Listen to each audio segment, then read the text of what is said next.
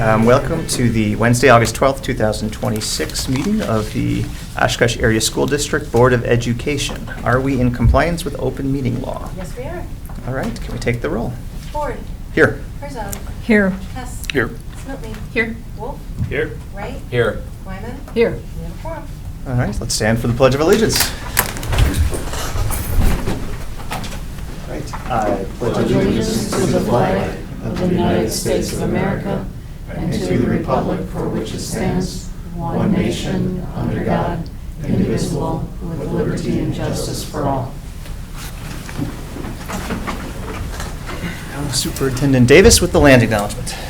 Yes, as we gather today, we would like to acknowledge that in Oshkosh, we are on the ancestral homelands of the Ho-Chunk Nation and Menominee Indian Tribe of Wisconsin, who lived along the western shores of Lake Winnebago, Wisconsin's largest freshwater lake entirely within its borders. We acknowledge these indigenous sovereign communities who have stewarded this land throughout the generations and pay respect to their elders past and present. We welcome the duty and opportunity to share stewardship of these lands. Thank you. Any changes to the agenda? All right, then we can move on to board administrative reports. We have one retirement, Judy Klein, a school office assistant at Oshkosh West, who has been employed with the district since 2015. And I'll ask Dr. Herzog, per usual, to say a few words. Thank you. I think it's very important that we recognize the contributions of our retirees to our students, our staff, and our community. And so I want to extend my best wishes to Judy Klein on her service to the district and wish her all the best for a long, healthy, and happy retirement. Thank you. All right, and today's mission moment is pretty simple. We just want to thank all the custodian and facility staff for all the hard work they've done over the summer, getting our schools ready and safe for students when they arrive. I don't know if you have anything to add to that. Yeah, just want to echo that, and I think what would certainly creates some extra work for our staff is all the construction projects that are going on and the renovations in many places, whether it's air conditioning or some additions or just internal cleaning for the summer. So that's certainly when our staff has to navigate through contracted services that are, I took a tour today of Traeger and Oakwood and Franklin, and things are very busy. So I just want to again shout out our custodial and facility staff. Summers are always busy, but this summer has been extra, and they've done a phenomenal job. So thank you for all their services. Outstanding. Now on to the superintendent's report. All right, again, very busy throughout the district as we wrap up summer and transition into our back to school time. So students in our math summer school class in Bell Phillips learned how to take the overwhelm out of algebra through expression simplification. They practiced combining like terms to streamline their workflow, making multi-step calculations far more manageable and intuitive. This class was a fantastic example of how our district's summer school programs build foundational problem-solving skills to set up students for long-term academic success. Our soon-to-be kindergartners got an exciting sneak peek at the next big milestone during the Getting Ready for Kindergarten summer school class at Perry Tippler. Through purposeful play and number tracing exercises, these young learners sharpened their fine motor skills and their ability to build new friendships. It was a wonderful opportunity to build confidence, establish foundational habits, and ensure that our kindergartners walk in eager and ready for their very first day. We're excited to get that next class under our wings. Our young scientists in the STEM concepts course at Perry Tippler brought ecosystem dynamics to life through an energetic, custom-designed card game. Through interactive battles, students explored how the food chain works and how energy is transferred throughout nature. Earlier this summer, some of our high school students were able to gain hands-on experience through a week-long summer trades academy. They visited local trade halls and contractor sites to explore rewarding career pathways in construction. Through this immersive program provided our high schoolers with valuable real-world insights, exposing them to cutting-edge technology and inspiring the next generations of skilled trade professionals. So thank you to all the sponsors for providing that opportunity for our students. The countdown for the upcoming school year has officially begun as we welcomed our newest educators and professional staff this past Monday. Our principals and leaders kicked off day one of a 3-day new teacher academy with an energetic clap-in to welcome the team. Throughout the academy, these enthusiastic professionals are diving deep into our mission and preparing for our students' first philosophy on day one. So it's great to see everybody and get everything kicked off. Another sure sign that the new school year is right around the corner is our return of our incredible school office staff. Last week, our dedicated secretaries and support teams engaged in professional development and training to prepare for a smooth and successful opening. From lending a helping hand at central registration to answering phone calls, these essential staff members have been working tirelessly behind the scenes to get our buildings ready. So thank you to them for all of their work. And again, a busy time as things continue to ramp up as we have an opportunity to prepare in a lot of different venues. So thank you for everybody for spending some time with me throughout the last month, and really excited for the 26-27 school year to get kicked off. So that concludes the superintendent's good news report for tonight. All right, well, thank you for that. Now, we have several administrator reports, the first one being a verbal report on the School Resource Officer Memo of Understanding. And I believe Brian Yerke is going to give that report. It's actually going to have a couple of guests join me up here at the table. I had a feeling.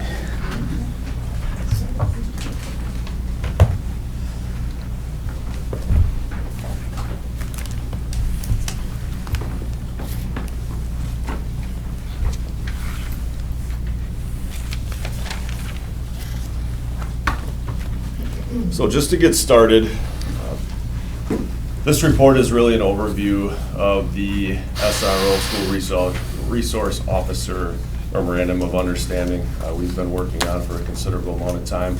Lots of moving parts to this. You know, Dr. Davis put together the staff report, and feel free, Dr. Davis, to chime in on anything on here. But key communications in this, obviously, we have a strong working relationship with the Oshkosh Police Department. You know, my relatively new role here, I've appreciated the collaborative approach to things. My involvement has also been on the community group side. So while Anthony Miller was here, I worked with him. He was the liaison between the community group that had meetings specific to the SROs and the MOU. So I met with both Anthony Miller, I met with Lieutenant Robertson, Captain Lecker is here joining us to have collaborative conversations around this. So they have been ongoing for quite a while. Some key points, feedback from the community members and staff was collected throughout the year, again through Anthony Miller. I did attend one of those community meetings. Points of emphasis included clarifying the role that SRO is focused on school safety, not student discipline. And I believe we just had a report from Jackie Kiffmeyer that proved that that's working through our attendance data, our truancy citation data, our citation data overall. Feedback from principals has been positive in that nature, that collaborative work between our SROs and our admin in our buildings. Naming school and police department policies that are related to SROs in our schools, making sure those match. Providing school district administrators with input into SRO evaluations and placement. This was, I would say, one of the primary conversation pieces to the MOU, was making sure that the school district had a voice in being part of the process when SROs are selected, both the interview process to provide feedback, and then when they're placed in our buildings to have conversations and provide feedback. Good example of that, we just had some shuffling with our SROs, and Lieutenant Robertson called me, walked me through the process of an SRO moving from one building to another. I got my feedback on the shuffling of that. Now sometimes there's not much either one of us can do based on number of staff we have available, whether they're short-staffed, building capacity, whatever it might be. But there is a collaborative partnership between the two organizations when it comes to interviewing, hiring, and evaluating, providing feedback on the job performance of SROs. At the end of the day, the Oshkosh Police Department has authority. They are the direct supervisor. They're going to hire and fire those individuals potentially, but we are in the mix with providing feedback. We do have collaborative meetings, and we do annually evaluate those positions. You can see the goals and objectives are laid out. I won't go through all of those. I think you can see the goal of SROs in our buildings is number one, to establish a positive working relationship and to assist in student development. We want that for our students, for our staff, for our community. That is the main goal. And I think you can have evidence of that in our buildings with our staff and with many of our students. Maintain a safe and secure environment conducive to learning. I think if we look at the environment we're living in, the world around us, increase in gun incidents in Oshkosh alone, you just pick up the paper or listen to the news, you're going to see those things. There is a sense of security for many of our students and staff having our SROs present, and if there is a crisis, it's pretty good to have individuals in our building who are trained to handle those pieces. They're there to prevent crime, conduct investigations, enforce laws and city ordinance as necessary, increase the likelihood that SROs responding to school incidents have special training. This was another conversation that we had a considerable amount of time spent on, making sure that the resource officers we put in our buildings are trained, have the social skills, the personalities to work with kids. And that's kids at all ages. We wanted to make sure the right fit is in our buildings. And they agreed to that. They go through a rigorous training. I believe it's the NASRO training that all SROs will have. Can't say with certainty that they will always have it at the start based on when that training is offered, and if something shifts with an FMLA leave or a shift in positions, but they will get that required training. They do also attend our safety training, which is tomorrow. We will hold about 100 members of our school admin team, EPCOT team, school safety teams, SROs, members of the PD. Will have an 8-hour safety training tomorrow where we go over policy, procedure, all of our ALICE elements, our SRP elements. Again, that's a collaborative effort with Oshkosh Area School District and the Oshkosh Police Department. They will actually be presenting a couple hours tomorrow to our staff on a number of different topics. Build a report with parents and guardians, faculty and staff. Again, I think that's the main priority of that SRO program, is to build a collaborative relationship. And again, we talked about the maintain a safe school environment. We ideally have 6 SROs across our system. We're currently, I think, 1 short, just based on staffing at the Oshkosh Police Department. We pay half of that salary, which is approximately $300,000 a year. Okay. So I do have Lieutenant Robertson, I have Captain Lecker here, who were a part of the process in building the MOU. I know we didn't get everything that maybe everybody wanted in this MOU, but it was a collaborative effort where we went back and forth a number of times. We didn't just say, hey, are you guys good with this and we're good with this. There was a lot of conversation between the two groups, and we advocated for certain things, and it may not have fit with their policies or procedures or legal. And there was similar things with us where they might have had something they wanted in the MOU or in policy. And again, we said no based on maybe policy or procedure or best practice. So this was a long, arduous process back and forth where we had numerous conversations as a collective. Again, I understand not everybody will be pleased with the totality of it, but we're always willing to continue to reflect on it, adapt and adjust as needed. But we are very appreciative of the relationship we have with OPD and having SROs in our buildings.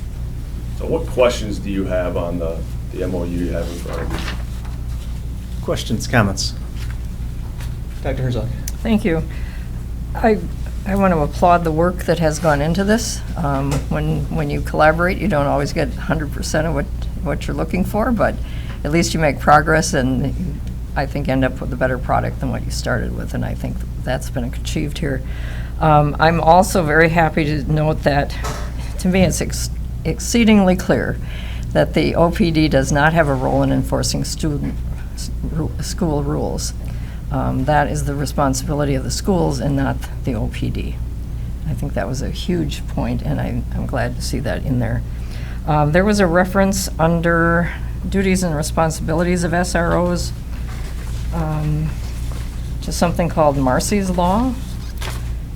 I looked that up today, and I understand it is victim rights, so that victims have the same rights as those who are accused of causing injury. However, I think the spelling is incorrect, according to what I found on the internet. I think it's supposed to be M-A-R-S-Y rather than M-A-R-C-Y. Just an editorial comment. And then finally, the cost of the program. We had an initial board report that showed fees that were around, I think they were around $250,000. And then we had a That's correct. revision that bumped them up by Yeah. another $50,000. What caused that increase? So the adjustment was made at the start of the 25-26 school year. Dr. Okay. Davis did the report, I had the numbers, we didn't discuss. So Okay. once I saw the report, I made the correction with Dr. Davis. Okay, and then under the cost of the program in the MOU, just now I can't find it. It notes when the payments are to be made, and there's a reference to the last day of school in the spring.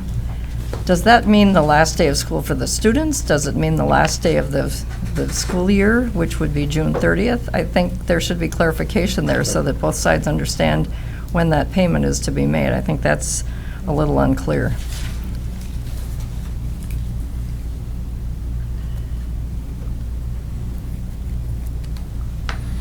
Thank you. That's all Other I- questions and comments? Board Member Smelnick? Yeah, anyone? Go ahead. You know I have a bunch. The first one is, what was the actual cost for the program to the Oshkosh School District in the last school year? $305,000. So, excuse me, sorry, the same this year as it was last year? Yes. One of the major concerns, you touched on it, and you talk about that we have a very positive relationship and good working relationship between OPD and OASD, and I appreciate that. And I have seen improvement since in the last few years. One of the biggest community concerns that we heard consistently over the last few years, though, was the lack of OASD input into anything related to this. I get that there's informal practices that are in place, but when things go down, or if we have concerns about an SRO, there is no real accountability that we can take. The way it is very clearly worded is that the police chief has final say. They are employees of OPD. I'm curious, for such a big investment of $300,000, why it's acceptable to the district to have no formal way of engaging in the evaluation, choosing, or placement of these officers at our schools, where we have no way to be able to control their activity in our classrooms or in our buildings. And how do we know that this is the good investment that our community demands? Yeah, so I would say the formal way that we have built in would be being able to provide that feedback, and we could do that if we had some serious concerns related to our feedback not being listened to. We could certainly put that in writing and make it formalize that feedback, if you will. So it's an understanding for us, written in the MOU and through our conversations, that we're going to continue to collaborate on concerns that would come up, throughout the school year or in the summer, whenever that would be, just related to that staff. Ultimately, they are OPD employees, so we're entering into this partnership with that understanding that we're not going to employ police officers with the Oshkosh Area School District, so that comes with some limitations related to, employment. So that's going to be, and that's a regular practice, I would say, between districts and police departments for Well, the from what I placement saw, of my research Oshkosh very much police. tended to say that you had a formal role to play in the choosing of, the interviews of, and placement of. and could say, we think that this is not a good fit for this SRO to be at this building. We had experiences in the last MOU where there were things that happened where it seemed that there was a conflict between the district and the placement of an SRO, and there was no formal way that we could have any influence over that. And the language in the MOU related to this did not change at all, from what I can tell. So how can we be ensured, I get that you have a good working relationship and you can, that's not a form, like there's no consequence to us saying we are not happy with this SRO. We have to count on the fact that, and I do generally trust that our police department currently would be responsive, but why, are there any other circumstances in our district where we have people in our buildings who are employed by someone else, which is not unusual, where we have no say and have no formal way to say they are an inappropriate fit for this building or for this position? Well, we do have partnerships where we have people in our buildings that we wouldn't be employed. So like Boys and Girls Club would be an example of that. Again, we're dependent on that relationship to be able to say, if we see a problem, we're going to sit down and be able to like discuss that. And ultimately, if we wanted to end the relationship with that partner, with whether it be OPD or anybody else, like that would ultimately be what we could control. But those partnerships are, again, they are relationally based. So we're going to have to just be comfortable with that, in the space of some of these partnerships as we would move forward, because we're not going to, unless we want to take them out as employees. Well, no, I mean, I think you can contractually say that when we have individual people who have a very important role playing in our schools, we can contractually, and we chose not to contractually say that we have a say and can say that we feel that they are not the appropriate fit for our buildings. And you're telling me that administratively, you are absolutely comfortable with the fact that we, who are investing $300,000 in this, are okay with the fact that we have no formal way to express concerns or have any consequence for if we view it as bad behavior or inappropriate behavior. In the MOU, we have that we have the opportunity to be able to provide feedback. Well, yeah, I mean, Right. everybody can provide feedback. There's no consequence to providing feedback. Well, so to answer your question, yes. I mean, that we're comfortable with how it's written in there to be able to provide feedback after our collaboration and partnership with the police department. That's where we landed at this point.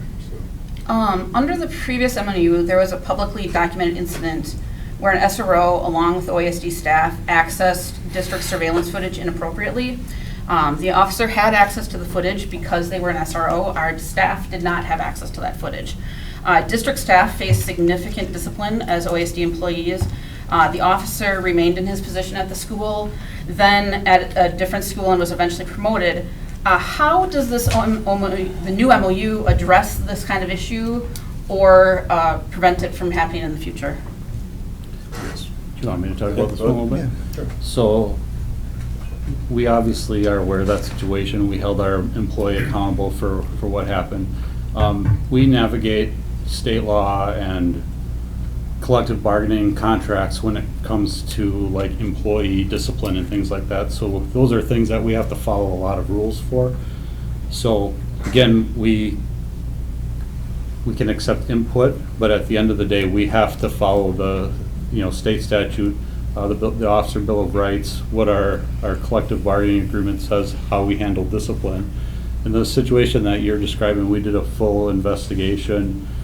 We interviewed OASD staff and relative people and handled the situation as we felt was appropriate. We can't obviously get into the full details of everything with a disciplinary incident, but we do have a process for handling complaints and handling situations where somebody made a mistake or did something wrong, and in that situation, we handle that in the way that we our policy says and what state law says and what our contract says. Well, correct me if I'm wrong, but within your own policies, the OPD policy, you have language around computer use of like appropriate use of technology, computer use, which would involve cameras, surveillance, those pieces. Correct, yes. Well, but I appreciate that, and I understand that you follow your own protocol. However, the surveillance was Oshkosh Area School District surveillance. So again, my concern is, we are the ones that have the liability risk there, and we could not control the outcome of that incident. So again, this is my concern of when we don't have any way to formally do anything other than say we provide feedback, aren't happy with this, when there are inappropriate actions taken by a employee and it implicates our data and our student records and our surveillance footage, that puts us at a risk. So that's why I'm very concerned about the lack of more than the opportunity to provide feedback. But so that's just to give the context for my concern there. And then the new MOU lists amongst its goals as an objective to increase the likelihood that SROs responding to school incidents have special training or dispositions to support school-age youth, and Brian talked a bit about that, I appreciate that. Can the basic training that many people in the community had asked for is the NASRO Basic School Resource Officer course. Can you confirm that all officers currently assigned as SROs have completed this course? Yes. And when there are the periods that what's a reasonable period of time that we can expect when we have new SROs coming in, that they will have that training? Like, I get that, yes, things change on a regular basis. So the school usually is like a once a year thing. Okay. So say the school would be in May, and all of a sudden the opening was in, October. Okay. So we might fill the position knowing that we can't send a new person to the SRO school, the NASRO school, until May. Okay. We do have a pretty robust internal training program that we recently upgraded. So we have a new training manual that we use to train our new SROs. It's probably important to know that new SROs are not new police officers. They're experienced police officers, and they go through a hiring process for the temporary position of SRO, which the school district does have a representative on when we conduct that process. And then we train them with a veteran SRO for a period of time before they take their school. So we try and get them there as soon as we can. And then we can continue with the development and education of those SROs so they can handle a variety of different trainings and cases and investigations that we have. And our internet crimes, our DCI Internet Crimes Investigation School, we're trying to get all of our SROs and all of our detectives to be ICAC investigators to conduct child sexual assault material type investigations and things, and that's going with the times. We've had SRO Steiner that is currently going to an Alice instructor school, our SRO conferences. We do child abuse, child sexual assault, adult sexual assault, child death training.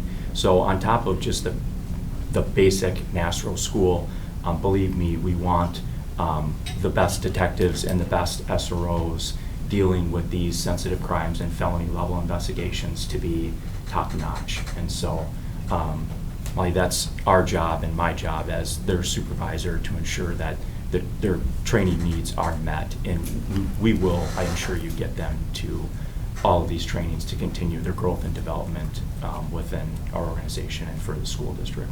Okay.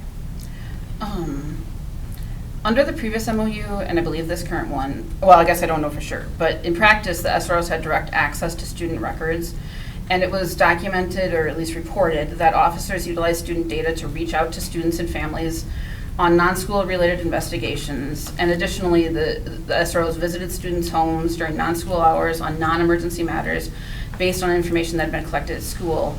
How are these issues addressed under the new MOU, and what access will the SROs have to student records above what is required by the law under the new MOU? Yeah, and we've talked about this, and this was one of the conversations we had in our back and forth as we went through the MOU.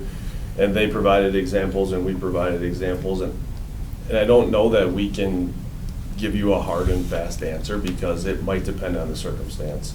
The example they gave me recently was, so if a student comes up to them in the hallway and reports a crime, reports something that needs to be investigated, that SRO might be assigned that case because they were the one that received the report.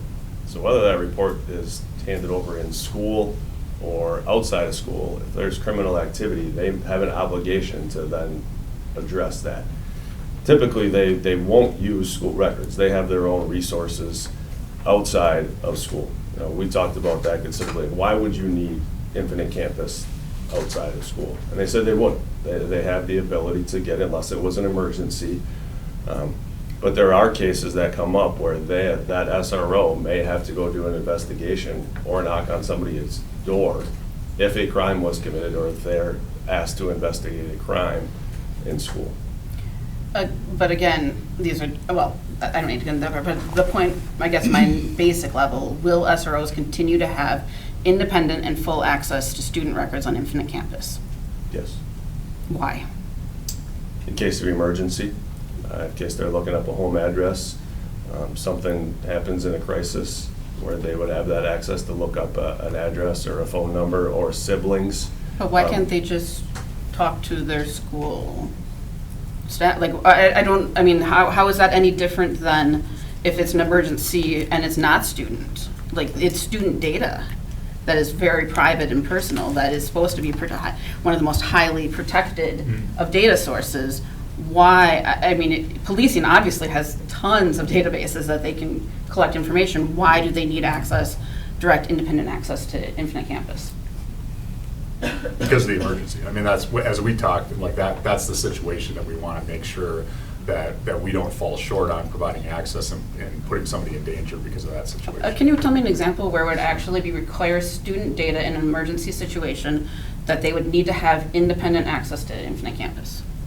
So we had a situation last night where we needed to try to find a victim that was 8 years old, and typically we don't have a lot of 8-year-olds in our system. And the only way that we got it was from the Infinite Campus. We knew that a victim had been assaulted, but we didn't know how to reach them. So an SRO was able to access Infinite Campus and obtain the parent information, and then we were able to contact the parents and meet with the parents of this victim. I can also give you some, there's some examples as well for school safety.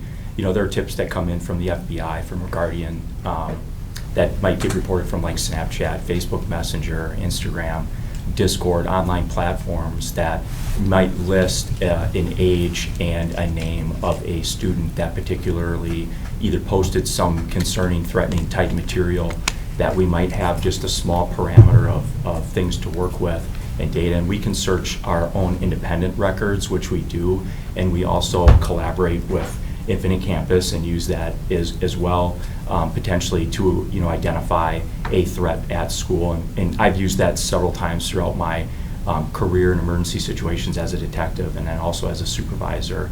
Given the circumstances, we do need to have access for that for legitimate law enforcement, emergency school safety investigations, and beyond that, the SROs and staff at our school, understands the rules and regulations and how protected that information is, Molly. And so, I can say it's a critical database to maintain access to 100% for school safety, and my personal experience in doing law enforcement work for 24 years for this community alone. Is it standard practice across school districts to give full access to SROs to student records? Because my takeaway for this is parents need to be fully aware that it's not for protected students' records that are only used for educational purposes, whatever data is put in there. And do you also then have full access to students' discipline records in Infinite Campus? Are you sure? I've never looked at a student That's discipline. one of the discussions we had this year in this process. Well, Brian, can you Yeah. ensure us that they do Yeah. not have access to student discipline records? Yep. we'll Okay. double check. I think it's very important for the community to recognize that, yes, there are reasons that there's access to this, and it's up to each parent to decide how much access they do want to have there be, except for sometimes we have no choice but to submit it. Under the previous MOU, there was a well-documented pattern and practice of a significant number of citations at individual schools, including this past year related to truancy, things like trespassing, disorderly conduct, and other changes. How will these issues be addressed other than a gentleman's agreement under the new MOU? So, it seems that recently so SROs are generally brought into situations by the school. And so, in talking today with the SROs a little bit, it seems like they're being brought in a little bit less for lower severity and maybe first offense type situations than they previously had. So that's kind of been the philosophy that's been going on as of late, is that they're not being brought in for some of the more, first offense type situations, like a student gets caught with a vape. Technically, that's an ordinance violation. An SRO could be brought in to deal with that from a law enforcement side of things. The school district has made some decisions to not bring SROs in on those, and so the SROs aren't involved in some of those lower level or first offense type things like they used to be. So if something's a little bit more severe, or it's become a reoccurring problem, they can be brought in to take law enforcement approach to handling it. But that's kind of the way it's been dealt with. So the school district has a lot of say into whether they involve the SRO in something like the minor stuff or the first offense stuff, or just handle it on their own. I would say that's been the focus and the change in practice for our administrators, is to keep SROs out of school business and limit it to on a need basis with severity. They're not going to bring them in on first or second level offenses. They try to save that as a last resort in the process, where maybe a couple of years ago they would bring the SROs in well-intentioned to get them ahead of the game, to introduce, to have a conversation, to build a relationship, and we've backed off of that and now said we don't want SROs involved at all if we can help it. And I think our admin has done a good job with that. And how is it monitored from outside of each of the schools? Like, what are there any hotspots right now? For example, the one I'm thinking of is partially because it came up in Appleton, was truancy. Like, do we have schools where there's a hotspot that we're getting much more than other schools that are similarly situated? And what do we do about it? Either does OPD monitor it? How often do we know what the numbers are? What's going on with that? Yeah, I don't have a direct answer for you. I can work with our directors. I'm sure Jackie Kiffmeyer is more involved in that process with our high school principals and our middle school principals, specifically on attendance and how they're handling truancy and what the path of progress is, because there is a checklist they all follow. But I couldn't tell you right now any specifics on. And our school teams, counselors and social workers are meeting weekly to look at cases, as they would be, so like for truancy, for example, or just, students, maybe particular situations are restricting them from coming to school to be able to provide that support. So that's certainly monitored on a regular basis. And again, Jackie would have the, probably the broader look to see if there's a need for resources or support, in a particular spot for a theme that's coming up for whatever reason, then that's something we would try to wrap around. I guess I would certainly hope that there is a very explicit and intentionality to monitoring, not just saying, okay, well, we have these meetings every week. But it needs, I think this is something that's important to the district, to have a way so that someone very high up knows when, I guess I'm making up the term hotspot, but like if we see something that's out of the norm, it's up to our leadership to be monitoring that, not just saying, okay, they're meeting about it maybe once a week. So I hope that within this new system and this new MOU that we're supposed to be trusting this, that is part of that.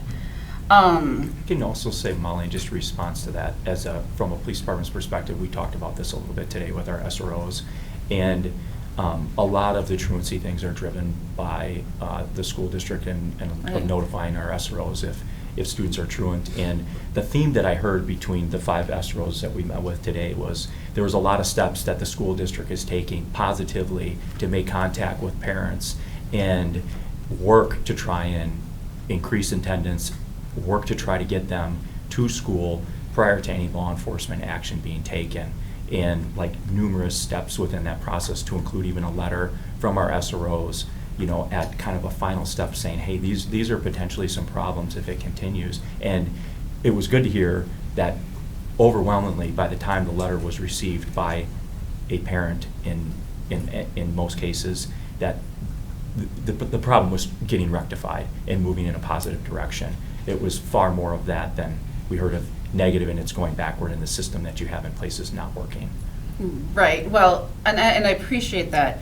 I'm just saying that there needs to be a transparency, not even among the insular group that is in charge of this, but within the community and amongst our district, be saying, okay, like, so for example, the news that was out recently was because Appleton has had truancy, they have a new truancy corridor, they actually are stopping it. They literally, their whole district had no truancy citations last year. That is not the case in Oshkosh.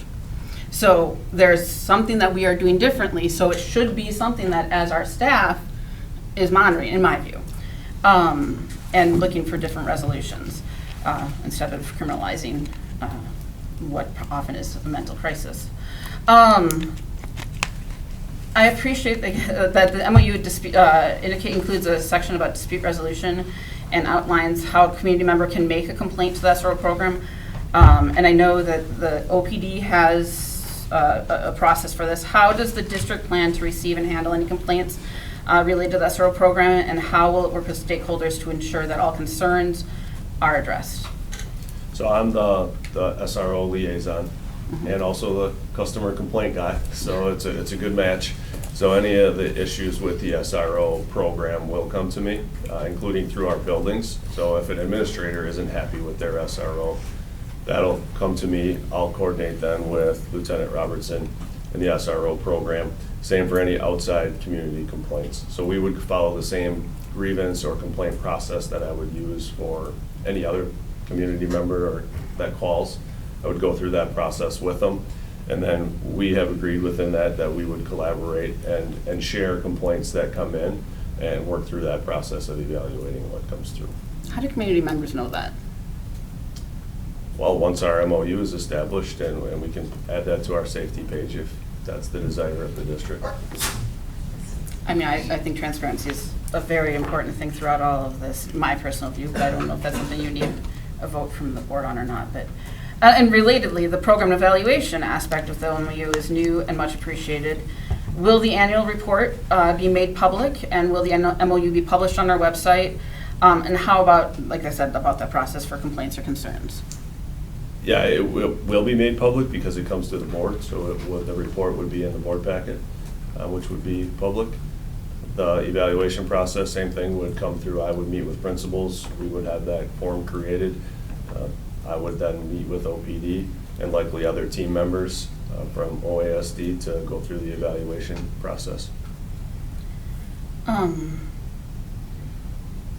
How does this new MOU minimize youth exposure to the criminal justice system and ensure that students' rights are protected as they exercise their right to a free and appropriate public education? Yeah, I think we hit on this earlier.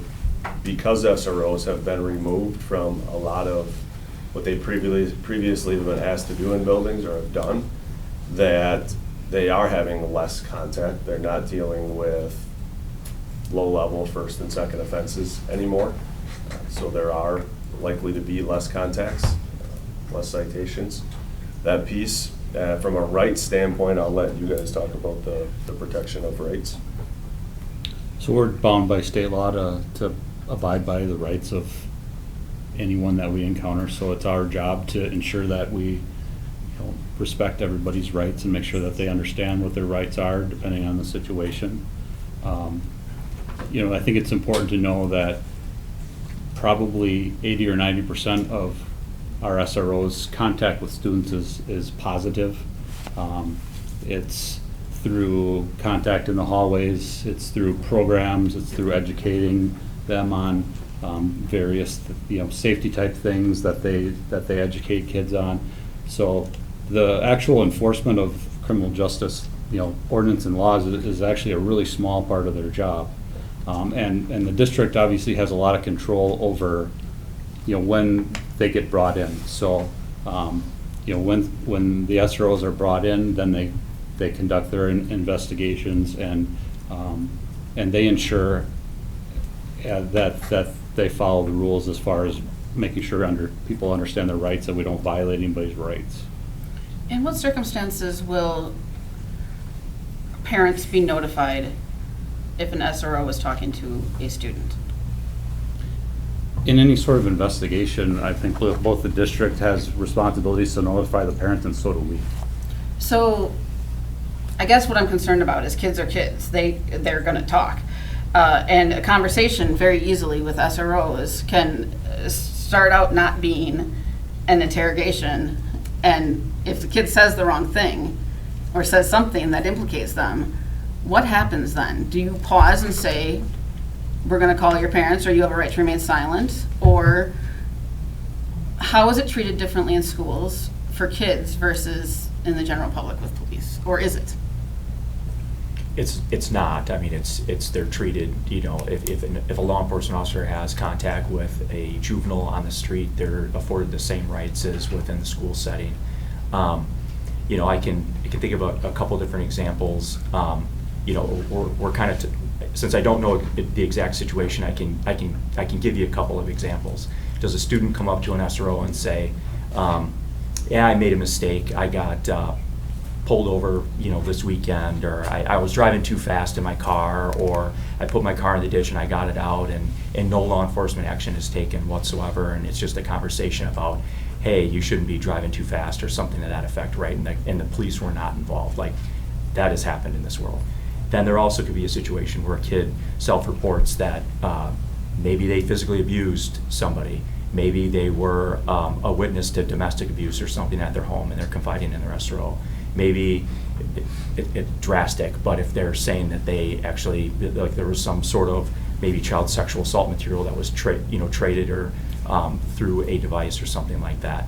All of us as law enforcement officers have to take a deep breath and then pause, evaluate those circumstances of what is being presented to me, what circumstances do I have here, and then navigate, the best course. Some things, felony level type admissions, Molly, if you're saying like a child, No, I mean, a student comes up I'm and saying says, the kid says that you start talking to them about about somebody saw vaping outside of school, or a kid says somebody took $10 from them, and the SRO happens to be the one talking to the kid. The kid can implicate themselves. When is the kid protected? If they were talking to a school administrator, they wouldn't have any problem with this. But if they're talking to law enforcement, depending on how the law enforcement officer Well, it could be perceives subject it, to they could discipline. say, we're arresting you for it. Yeah, I mean, if they talk to a school administrator, they could be subject to your policy and your discipline policy. And if they talk to a law enforcement officer, granted, they could be in violation of a law and ordinance. But I would reiterate what Brian Yerke had stated earlier, that there's a lot of cases now where the school district is handling those lower level incidences, on a school district level and not involving us. And there's a lot of times where our SROs might break up a fight in the school hallways, separate students and send them on their way, and or send them down to the office and let school admin and the deans handle those types of situations. And we as law enforcement step back. If this is the fourth time that this has happened with a student, perhaps there's some conversations, and perhaps maybe if there's a victim involved in a battery or fight type situation, sometimes we might have to honor what a student victim writes, what they would like to have handled in a situation, and also what the parents would like if their child is also a victim of a crime as well. So there's a lot of variables that we have to evaluate and weigh on any of these types of cases. So is there any remedy for the kids who didn't get the benefit of the doubt in the past and who have this on their juvenile records now? And now we're saying, oh, we wouldn't give a ticket for it. Or, oh, if the kids talk to me about this, I'm reading them their rights now. They're not going to. But what about the kids that had the, because this is what my concern. We didn't make substantive changes to our MOU, our operations, and kids have been harmed by our substantively similar MOU. And so is there any way to rectify the past harms that's been done if we're saying that we don't do these kind of things now? Like, getting it off their kids' records, nothing? There's not, okay. I mean, it's okay I if don't there's not. have the power to do that, so. Okay. Like, I'm kind of having a hard time understanding a scenario that you're thinking of. All the kids that got citations for trespassing or vaping in the past, if we're not giving them citations for vaping now, or citations for fighting, disorderly conduct. I mean, I know some kids still get citations for disorderly conduct, and some don't. Like, it's just very real implications for these kids' futures. I get that it's juvenile records, but it matters. So, but that's neither here nor there. It's just a frustration. So I'm sorry to interrupt. Oh, no, go ahead. I think it's important to know that, like, citations are not crimes. Those are forfeitures that are civil. It's a low-level step taken by law enforcement. So obviously there's been a little bit of a philosophy change in when SROs are being asked to be involved. It doesn't mean that what they writing a citation before was inappropriate or wrong or anything like that. It still was an appropriate, use of that. It's just that it seems like there's maybe a different direction that's going, but it wasn't an inappropriate use of the criminal justice system. It's important to know that, like, typically citations for youths are, they don't go on any sort of record that can be retrieved later because they're not criminal, they're civil. They usually are amounts like $30 or $55, and they can oftentimes, if they choose to go to court and they're a first-time offender, they'll get their ticket dismissed by the court commissioner, who will ask them to do some sort of community service. So there's a lot of ways that the criminal justice system, enforces some of these laws without impacting their futures. I need to provide clarity here, because that's not entirely true for a good chunk of our students who, it is on their records, it is on their juvenile records, and that is implicated for many of our students who have an immigrant or refugee background. It will impact future opportunities. They have to report any citation when applying for future things, and it does impact them. So I get that maybe for the vast majority of our students, it is not a long-term harm, but I also would argue that possibly there's some harm of having to go to court for something, or having to have your parents take off of work, or get them to come to school to go to school court. But I'll move on to the program evaluation. Brian, you mentioned that OPD and OASD both said no to some things. What did OASD actually say no to in these negotiations? I think it was language change. I don't remember all the specifics. I mean, we've been at this for a long time, but there was language changes that you guys, I think, wanted from your policy language to flow into ours, and we said no as a district. So there were things that we, had conversations on that we didn't always agree on. I don't remember specifics, Molly, to what that could be. I could go back and look through all the MOU changes and conversations between Brett and I, if need be.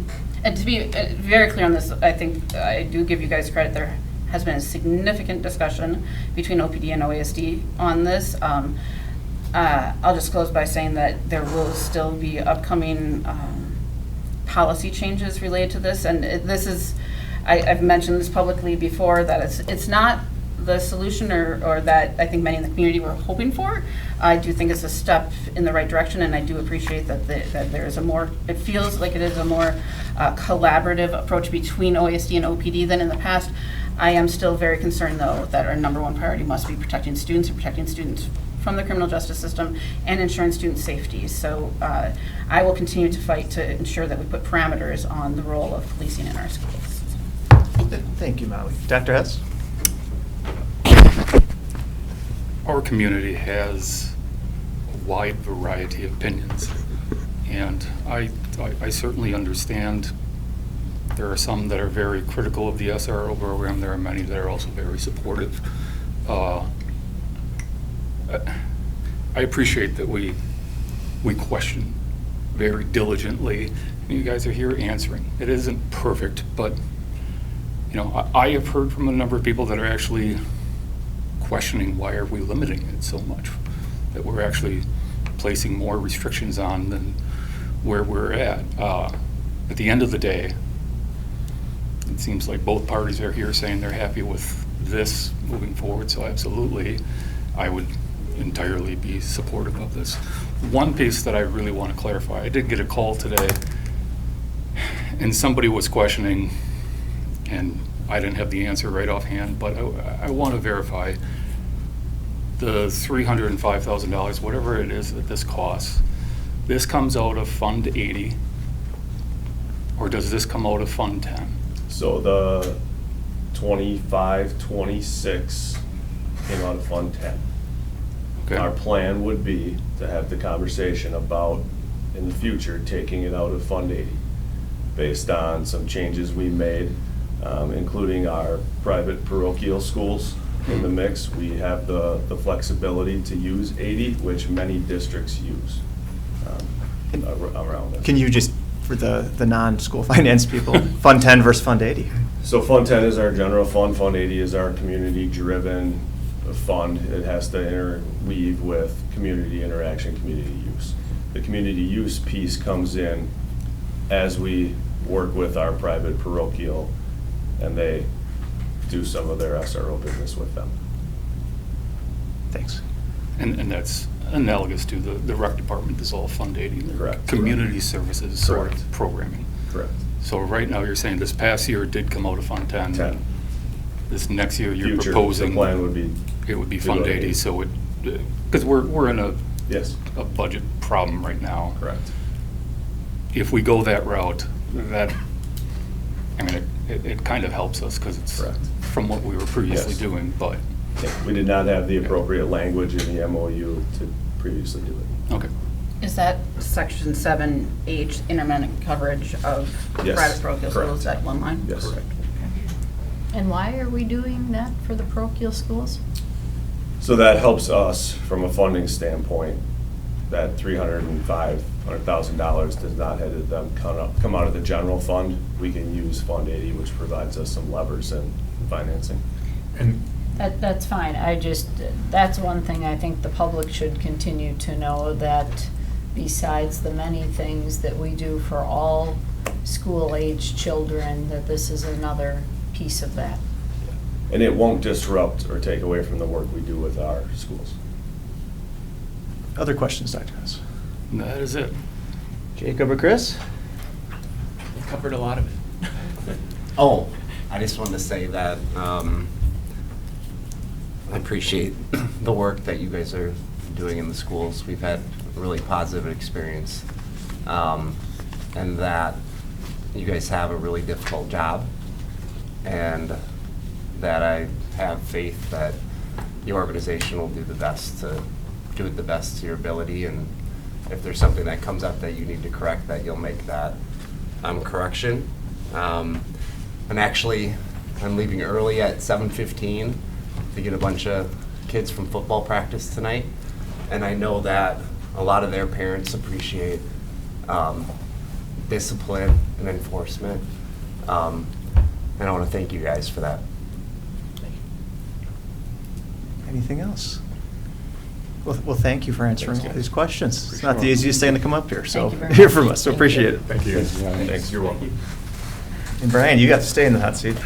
I just think I'm gonna stay here all night. quite honestly. Nathan or?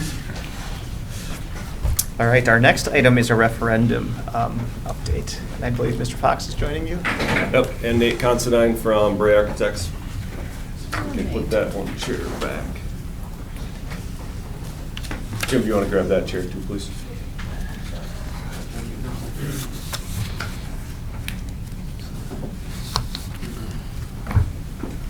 All right, referendum update, another verbal report. Hey, so joining me tonight, we have Jim Fox, the Oshkosh Area School District Project Manager, and Nate Considine from Bray Architects, who has been with us every step of the way with our referendum projects. The purpose of this report is to provide the board with an update on the referendum projects. All projects discussed are part of the Phase 2 referendum that was passed in April of 2025. The Phase 2 referendum as a whole right now is under budget.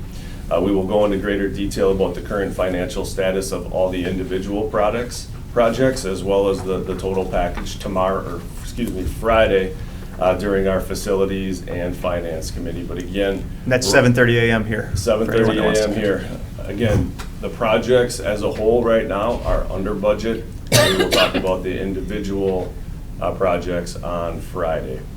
The topic at the front of everybody's mind right now is the status of the start of the year. Dr. Davis mentioned earlier that the buildings are very busy. I would say that's an understatement. There is a lot going on, and our commitment is to make sure we are ready for the start of the school year. We will be ready. Transportation routes, safety plans, classroom setups will be ready to go. You will hear about some of our projects currently being behind schedule tonight. When Mr. Fox and Mr. Considine go through, you're going to likely hear that a couple of our projects are a few days behind. I don't want that to be the focus or the worry. We will be ready for the start of the school year. I really want to take a second to express our appreciation for our building leaders, our teaching staff, and our families right now. The stress our building leaders have been under, changing plans, modifying plans, updating safety routes, and communicating with their families has been an added stress. We know that, and they've been fantastic. Their flexibility, their patience with us, and their adaptability to things has been nothing short of remarkable. And what we keep saying is the short-term pains of this construction cycle will quickly be forgotten with the long-term gains and benefits of our projects.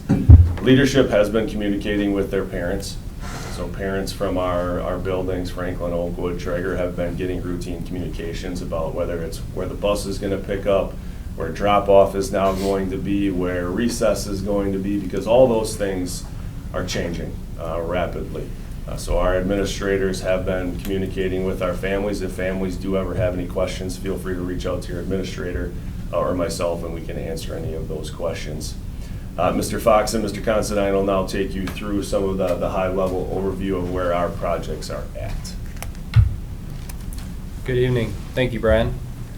So just as a quick recap, this is a graphic that currently lives on the Oshkosh Area School District website, and is a graphic that has been used since the passing of the referendum. And so I just wanted to point out that we are really in the middle of it. We're in the thick of things right now, and identifying the 4 projects that we're going to discuss tonight, being the 4 projects currently under construction, and that's the Carl Traeger, Franklin, Oakwood, and the air conditioning projects. As Mr. Yerke stated earlier this evening, there'll be additional updates on Friday around some of the projects below the blue box, but excited to show or talk about some updates this evening. So starting out at Carl Traeger, the classroom addition about a week ago is about 95% complete. The project actually is completing its entire completion this Friday is substantial completion date. So it is amazing how much can change in a week. This was the left picture was cabinetry and ceiling grid being installed. You can see the playground set in the middle. That is now on the north side of the addition. And then in the far right photo is the curb and gutter that was being installed for the widened driveway for the expansion of that driveway. So at this point in time, the rubberized surface would be going in this week, I believe it is. Actually, yeah, sorry, if you don't mind jumping in, we just happened to tour this facility today. So again, how quickly things change. So the classrooms are 100% complete. Flooring is in, casework is in, ceilings are in, they're ready for school. There's a little bit of touch-up paint and inspections are happening this week. The parking lot is 100% complete. The rubberized surface is in. I've walked across it. The playground. The playground? Excuse me, yes, the playground. Actually, the asphalt went in today. The top coat of the asphalt went in today. Paint for the asphalt went in today. And as well as for the 4-lane driveway leaving the existing parking lot. So with regard to when we literally look at this overall project, the remaining pieces really are really around landscaping completion in the bio-detention basin and seeding, shrubs, plants, just light finish work. Is that picture facing towards 20th? This last one? on the far right? Yes, it is. Yep. From the elementaries. Okay, I think I get it. Yep. Immediately to the right of that would be where you'd be leaving the loop Okay. in front of the building. Okay, thank you. At Oakwood Elementary School, again, these photos are a little over a week old, but the addition walls are continuing to be continuing to rise. As you can see in the upper right photo, that is the photo of the gymnasium and the stair tower. The masonry is actually quite a bit further today than it was a week ago. Inside of the renovation, again, all the rooms are painted, cabinetry is installed, ceramic tile in the bathrooms are installed, and ceilings are also installed. And site work is ongoing. They're trying to actually get all of the site utility work completed this month before school returns in session at early September. At this point in time, really the biggest push obviously was the renovation. So as a recap, the classrooms that surround the existing cafeteria and the bathrooms off of the cafeteria were the focus of the renovation this summer. All of that work is on time and is ready to accept furniture in the next couple of weeks. At Franklin Elementary School, lots of change, and these photos again are slightly outdated, but the large parking lot on the east side that will support the bus drop-off and loop that will even occur this summer, this fall and in through the school year is in place. You can see the asphalt is down, it is striped, all the curb and gutter is in, and the initial layer of asphalt is there. That large parking lot on the east side for this school year only will be only be utilized half of it. The southern half of the parking lot will actually be used as a temporary playground for the school year, as construction is currently in the active playground space. And so while the addition finishes between now and March, the southern portion will be safely secured, where the southern portion of that parking lot will be utilized as a playground, and the remaining portion will be used as a bus loop and staff parking. On the addition side of things, on the southern side, all of the exterior walls are up to full height. On the north side, the upper right-hand photo was actually what the gymnasium cafeteria expansion looked like about a week ago. If you drive by this evening, you'll actually see the cafeteria walls are up to full height, and they're starting to begin to lay block around the gymnasium expansion. The middle photo is around some of the renovations. The renovations this summer were really prioritized around the group bathrooms right as you come into the building. And then some office areas, which were two classrooms just down the hall from the office. So a lighter renovation this summer, still a lot of work. Those renovations are on schedule to be turned over at the end of this, in about 2 weeks. Correct, on the 21st.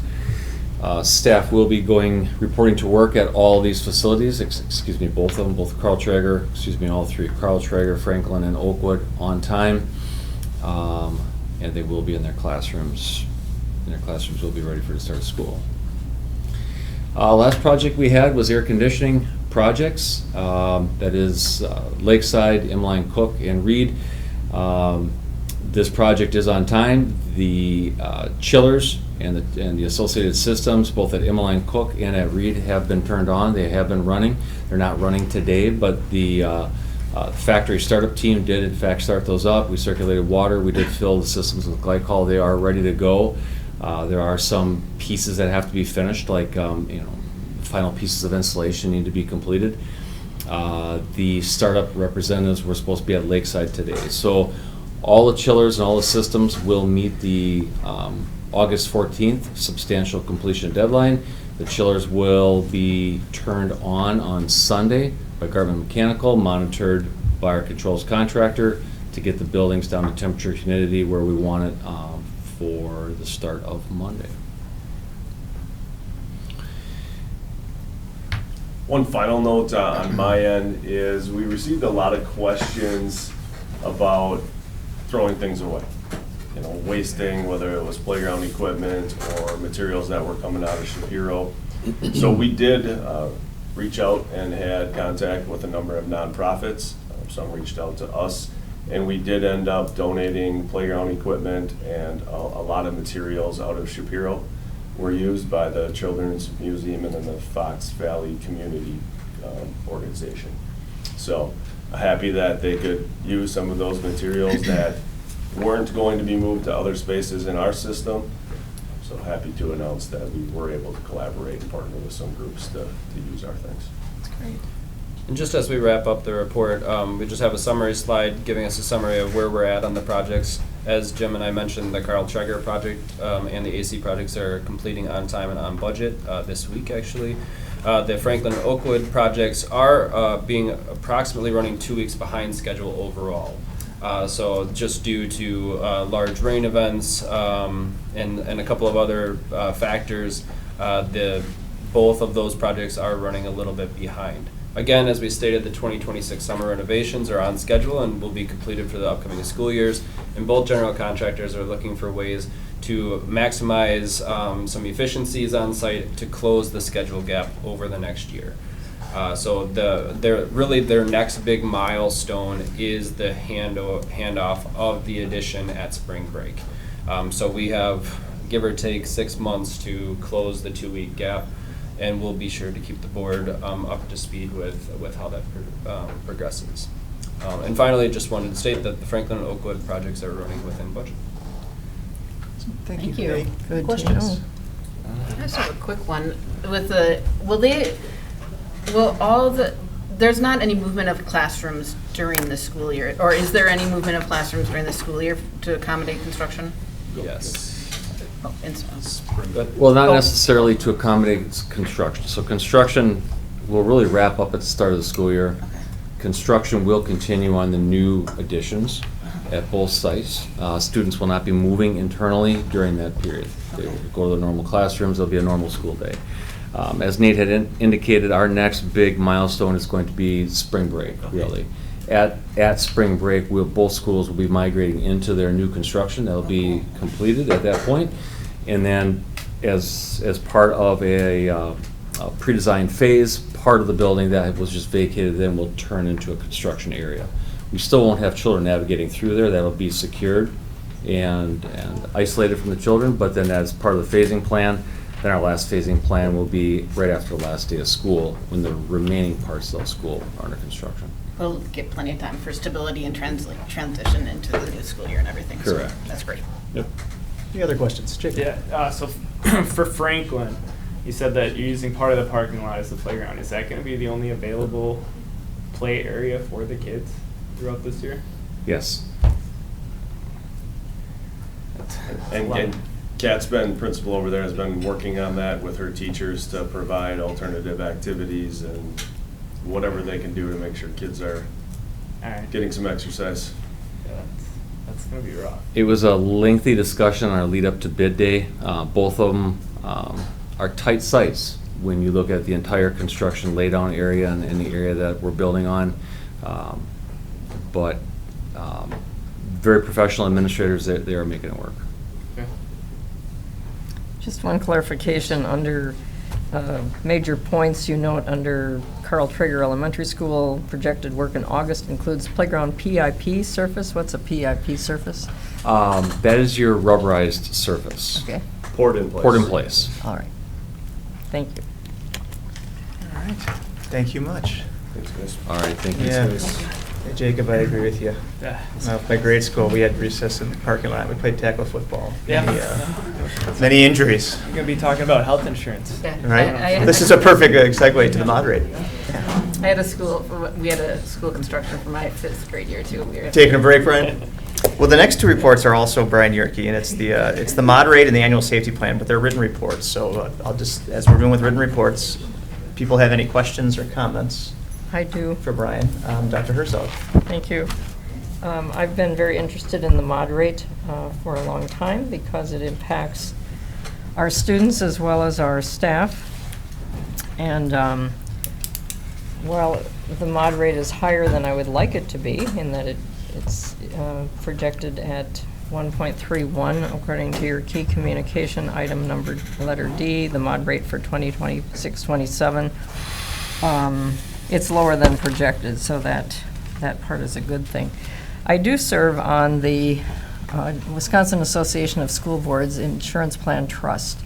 That includes a representative from the Wisconsin Association of School District Administrators, the Wisconsin Association of School Business Managers, an attorney from Boardman Clark, several staff from the WASB, and 3 other board members from around the state. We just had a meeting last week, and the timing was wonderful because it gave us an opportunity to interact with 3 major insurance groups, which are considered endorsed insurance agencies for the state of Wisconsin and for the WASB. I asked a specific question about mod rate since it came up in that setting, and the response from one of the insurance fellows was that they are seeing a lot of slips and falls throughout the state as well as combative students, so we are not alone in this regard. However, I hope that we will continue our efforts to reduce not only the slips and falls, the problems of people standing on chairs or tables to put up things in their classrooms, as well as combative students. We've invested a lot of money in terms of child behavior, whether that's conscious discipline or other means of managing student behavior so that all students can learn in a safe environment. But it's very important to me that we reduce these risks to our staff and to our students, as I'm sure it is to others. Thank you. Great. Any other questions or comments on the mod rate or safety report? The safety report? Yep, that's the next. Okay, I do have a Verbal comment on report. that one as well. Yes, please. Thank you. In my role with the Wisconsin Association of School Boards Insurance Plan Trust, the trust voted in late May to make available to all Wisconsin school boards, and school districts that are part of the Wisconsin Association of School Boards, a very significant learning opportunity that deals with safety. I mentioned that to you earlier today. It's a program that's offered through North Central Technical College. It's a community safety simulation center, which is considered state-of-the-art. It provides emergency preparedness and crisis response training for schools and other groups. It's a 3,500 square foot facility with a multi-room space with 360-degree cameras and screens designed to immerse participants in custom training scenarios. We are a member of the Wisconsin Association of School Boards. We could apply as a district to send up to 11 staff members to this event. The WASB Insurance Plan Trust is subsidizing the cost of this so that it's a 6-hour training, highly recommended. It's considered a very upper level immersive tabletop exercise. It's much more than a tabletop exercise. So I'm hoping that our district will consider sending staff to this to enhance our safety efforts throughout the system, and I'll be happy to send you additional information to share with appropriate staff in the district. Thank you. I appreciate that. As long as the floor is open on the safety plan, just 2 plugs. On Monday, our executive team and our EPCOT emergency response planning team met and went through reunification plans. So if there were a crisis, executive team went through the incident command structure, roles and responsibilities, how they would assist in that reunification piece, and then our EPCOT team actually set up and walked through what reunification would look like. Went through some pain points, made some adjustments, and tweaked plans, and that's just, I think, been very impressed with the Oshkosh Area School District from a safety standpoint, coming from a different district, the level of involvement with all staff. And then again, tomorrow, we run our safety summit. So it'll be an 8-hour day going through all of our safety crisis plans. The police department will be going through a number of different topics, including drug identification. They'll go through some of the community trends.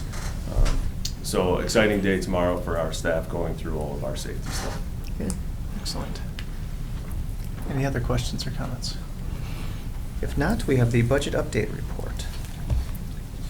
Cindy will be joining you as well.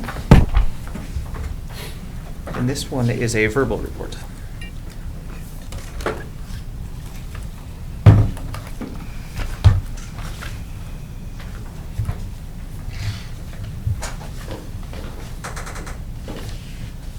Welcome, Cindy. Thank you. I haven't heard a presentation from you yet. All right, during this budget report, I will provide an update on the closing of the 25-26 school year, as well as a budget projection and rationale for the 26-27 school year. There's been a considerable amount of change in the last 2 months, not just with our numbers, but with our business office. So we've had a change in 4 out of the 5 positions in that office. We still have an unfilled position. That department has done good work in uncovering, evaluating, vetting. It's like trying to land one plane while flying and fixing another. At the same time, you're living in multiple worlds right now. The district continues to operate with a structural budget deficit. Operating expenditures continue to outpace our recurring revenues, placing ongoing pressure on our district resources. There are many challenges that come with public school funding. I think this group has heard enough about those. But one thing I will say is I have a lot of conversations with community members, and I hear the business analogy a lot. And one thing I think it's important to clarify is, yes, there are things we want to do business like, but we are not a business when it comes to, we don't make widgets. We have a number of kids coming to us with a wide variety of skills and gifts and needs, and sometimes we don't get to control how much that costs. If we were a business and we got a bad piece of lumber, we could throw it to the side, we could not use it, and we could write that off. We get a student who needs special services, and that might cost us $100,000 or $500,000 or $1 million, and we're going to take that kid and we're going to love them up and we're going to do a great job educating them. So we don't always have the same luxuries and benefits that business do when it comes to finances. We are working diligently to improve our financial stability and position the district for long-term fiscal sustainability. We understand the importance of trust right now and transparency, and it might get uglier before it gets better, and we understand that, but Ms. Rettler's commitment and my commitment is to be transparent and work with the board to work through this.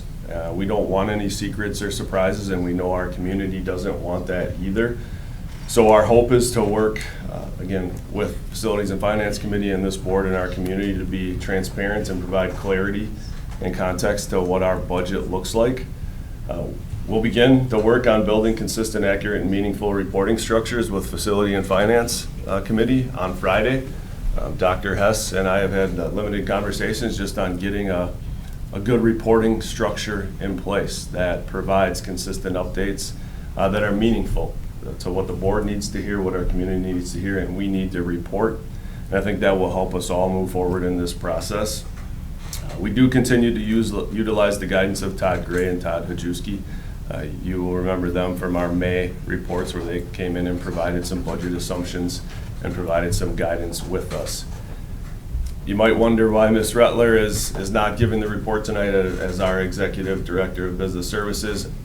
I've been involved in that department, and I'm going to continue to support in the role and provide some of these reports until they get their feet underneath them and are fully confident with their direction moving forward. So we work collaboratively. I don't know how many times we meet a day and have conversations, but she's done a great job so far coming in. Things change with the budget. Again, we are 4 out of 5 positions have changed, and it's been a challenging task to figure out how things have been done or why things were done certain ways, and not right or wrong. But when you look at public school finance on $146 million with a number of new people at the table, it's been a painstaking process to uncover where funds have been used to pay for certain things, or how things have been calculated, or how things have been forecasted.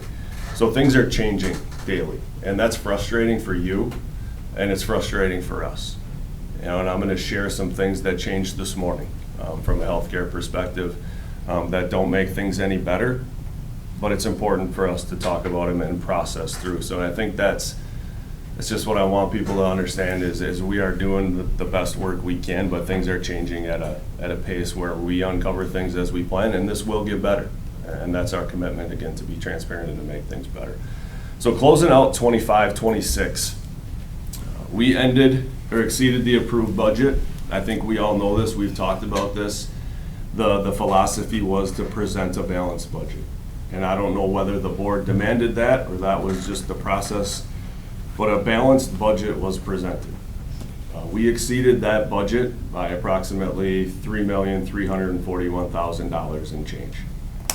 The areas that contributed to that deficit include health insurance, approximately $1.5 million, unbudgeted expenses, approximately $1 million, pupil transportation for about $850,000, and then we had open enrollment out increase and OPEB, our other post-employment benefits, kind of rounded out that total. So we did end up will end up having to take $3,341,000 and change out of our fund balance. Fund balance will be reduced to $13,903,000. That's approximately 7% of our Fund 10 expenditures. By policy, we should have 12 to 18% fund balance. We will be sitting at 7. Grant funding that we still have coming in is included in this. So we were able to, we still have, I don't know, approximately $600,000 to $700,000 in grant funding coming in. That is included in these numbers.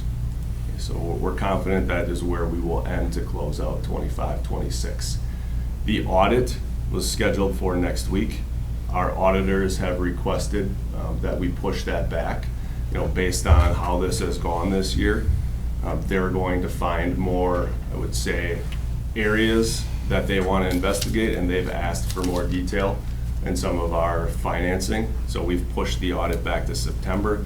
It doesn't hurt anything. There's no change in how we operate. There's no change in cash flow or short-term borrowing or any of those other things. Just gives Ms. Rettler and her team more time to provide documentation, feedback to the auditors. So when they do come, we have everything prepared and organized for them. And Cindy and her team have done a good job with that so far. So I guess before I move to 26-27, are there questions on the closeout of the 25-26 budget? Dr. Herzog. Thank you. I reviewed this with interest, great interest, over the weekend and again today. I'm very concerned about having a deficit for the second year in a row and pulling money out of the fund balance. That impacts a lot for our district in terms of the ability to borrow money and our credit rating, among other things. I'm very concerned about a fund balance being in the 7% range. I don't think it's ever been that low in my tenure on the school district. Also concerned about a key communication in your report, item I,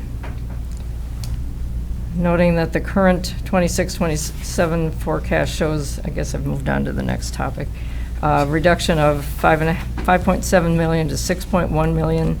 That's an increase from the June projection of over $1.5 million. Correct. We have to get a handle on our finances.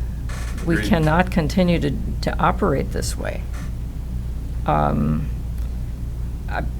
appreciate your candor, Mr. Yerke, and I know you stepped into this situation when you came into the district, but we've got to get a handle on our finances, and we cannot continue to run deficits. Yeah, I don't think anybody in this room disagrees with Right. you, or in the Oshkosh community. We're all on the same page with that, and we're going to have to sludge through the mud on it. Yes. And like I said, it will likely get messier before it gets better. Sure. But I'm confident that collaboratively, with open conversations and us being transparent with where we're at and the guidance of the school board, we're going to have to make tough decisions. I agree with the you. board will really have to help us in this process. Sure. Because I think historical past practices, whether it's presenting a balanced budget and then having to move numbers and not maybe having a full understanding of where we are at from a financial situation, has got us to this point. I also noted that last January of 2026, the Facilities and Finance Committee reviewed the Kerber Rose audit for the school year ending June 30th, 2025. On page 51 of their report, they noted hundreds of thousands of dollars that we were over budget in terms of actual expenditures for that year ending June 30th, 2025. And as I listened to you share some of the areas that we were over this year, as of June 30th, there seemed to be some parallels, including pupil transportation. For that particular year, we were over by over $587,000. Insurance by over $82,000. Regular instruction, $496,000. Pupil services, over $365,000. General administration services, $130,000. And school building administrative services, over $606,000, just to name a few. So this is not a problem, as we know, just for 25, 26. This goes back a couple of years. And I'm looking forward to working with you and the rest of the administrative team to get a handle on these expenses, recognizing that we're going to have to make some tough decisions down the road, but we cannot continue to deplete our fund balance the way we have the last 2 years. And we cannot have this board and this Facilities and Finance Committee not having the information that we should have. Correct. There was nothing shared with Facilities and Finance from January to April, when the staff report came out saying that, oh, by the way, we're over $4 million short for this coming year. And now, in the report that we got last week, by the way, we're another $1.5 million short. We can't continue to operate that way. We've got to communicate with our board and with our Facilities and Finance Committee, for starters, and the rest of the staff. That's all I'll say on this tonight. Yeah. Thank you. Dr. Hers, agree with you 100%. And I think Friday's Facility and Finance Committee can hopefully be the start of working together to establish what that looks like from a reporting structure, what they want to see, the pace, the sequencing of that. Thank you. I appreciate your comments. Can I make one comment? Not to belabor this, but agree with everything that's said, but the one thing that stands out to me is pupil transfers. It's maybe a number that you don't know at the beginning of the year, and here it comes in at $800,000, where we may be transferring students. We'll just tell them, we can be transferring them every day, 40 miles away, because we can't provide the services that they need. I don't think the public understands about our commitment, our duty. Correct. To ensure that every one of our students is educated in the manner which is fitting for them. Yeah. You're exactly right, and that's one of the variables we talk about that we don't control. Public funding as it is a mess to try and figure out, but we may get students in with special needs that we have to hire an interpreter. And that costs us $80,000, and we also have to provide transportation, which costs us $35,000 for the year. And we have a large district. So you take 30 kids like that, or 100 kids like that. Staffing can fluctuate, transportation needs, all of those pieces. And as a district, we have to figure out a way to provide the financial structure to be able to absorb those pieces within our system. And that's going to take a lot of work and a lot of time to do that with our current state of affairs. But we have to get there. All districts face it. If you're a small district with a $8 million budget and you get one kid, that can disrupt a lot of things. So. Yeah. I just have two questions on closing out last year. Or one questions, clarifications.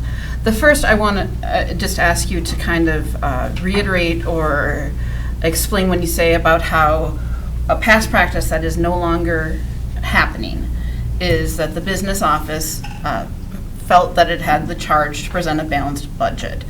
And to Barb's point, am I understanding correctly that often meant that we would have expenses that were known and expected that we just did not include the budget in the budget?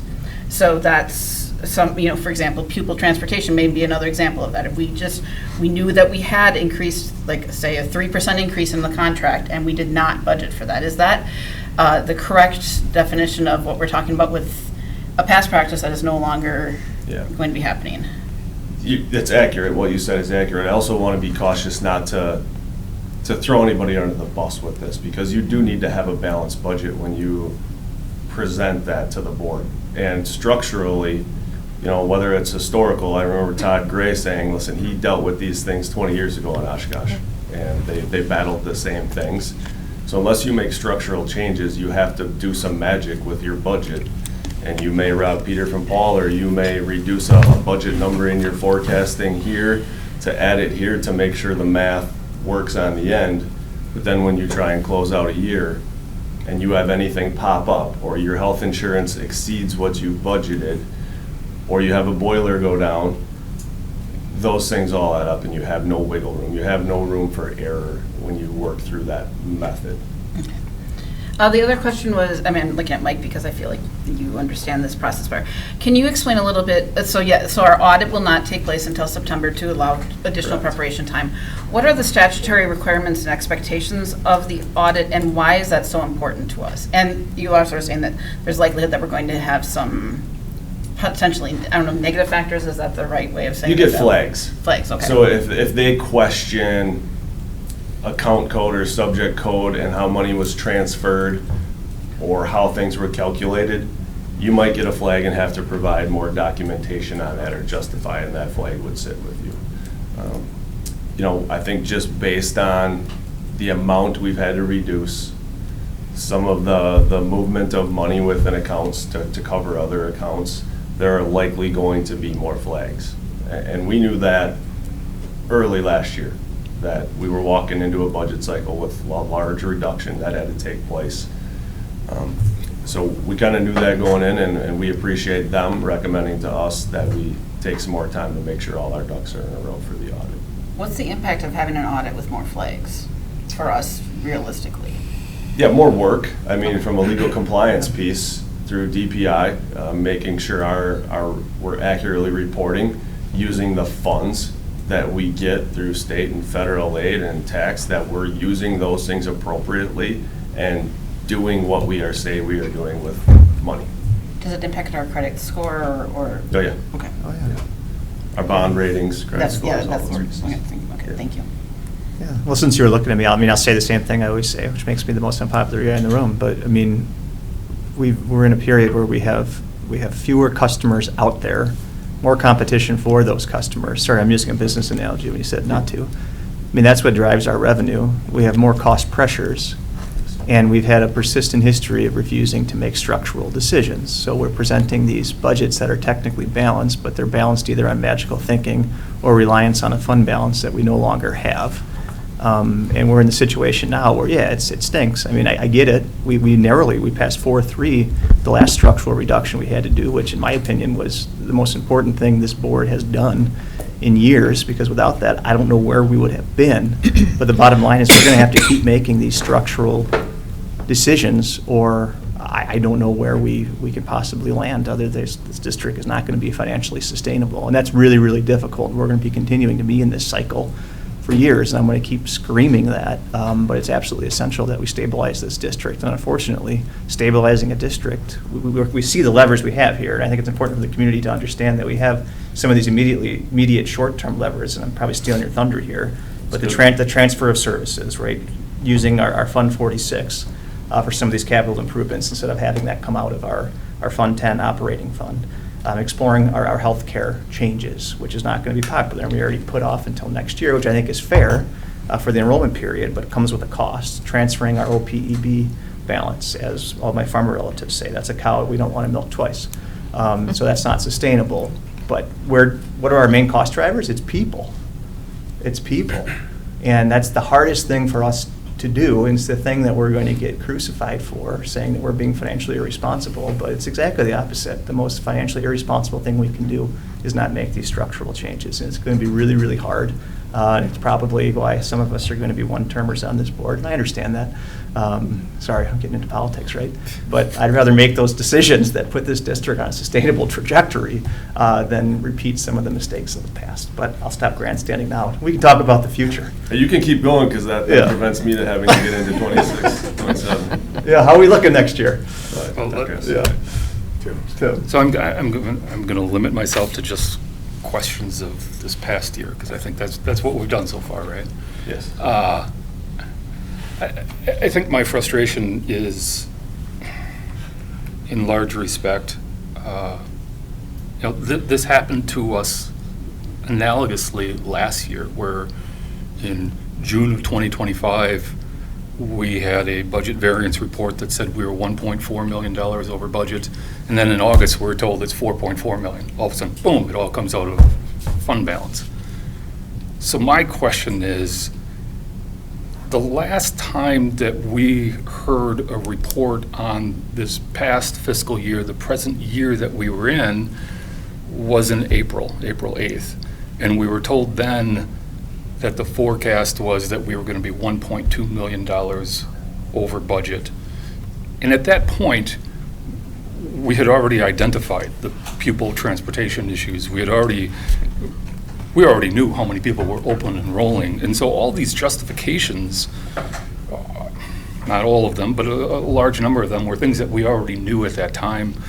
So what I'm really interested in is what happened between April and now the end of the fiscal year. What were those expenses that we weren't aware of that came up? I agree with what I think everybody's sentiment is that we knew there were some problems. What I struggle with is we didn't get anything from April until now, and all of a sudden it's this huge number. And I'm going, well, yeah, to some extent you say 7%. Most people look at that and go, I don't know, is that good or bad? We have a policy that it should be 12% or above, but why do we have that? You know, if we put this in the framework of our strategic plan from before, this puts us at a 1 star in terms of our fund balance. This is bad. It does affect our credit rating. So I think, I know we're talking about it on Friday, but we can't, when bad things are happening, we need to be informed about it. It can't build up and be some big surprise at the end of the year like this. So do you have any sense, can you give me any sense of what happened in the last several months that went way over to get that $2 million that we're seeing now? Yeah, I will do my best. So I know we did give a budget update in May at the board meeting, but we didn't get into the specifics, so you didn't get routine updates. We just provided the large overview with the budget in May. But as we work through the budget and we uncover and try to figure out what's transpired throughout the year with money being in accounts or not being in accounts, and then being behind and having no cash flow, and robbing Peter to pay Paul. So we had a large number of unpaid bills that came in. And for us to give routine reports, it was a daily, I would say, fire for us to sit down and go, where are we at today? And then we had large claims in healthcare come in April and May and the start of June. And we took a long time to wrap up with healthcare. And I'm going to provide you some healthcare updates that I got at 9:30 this morning. So we've been in a very reactive mode in the business department, in the operations department, finding out where money is, finding out how to pay bills, going back and making sure all of our unpaid bills are paid, and making sure we're square across the board. That has been a lot of intensive meetings with PMA and our healthcare people and our clinic providers to make sure we have a good understanding of where everything is at, that is accounted for, understanding the forecast. And I'll give you an example. So when we've been looking at the forecast, we budget $28.9 million a year to come out for healthcare.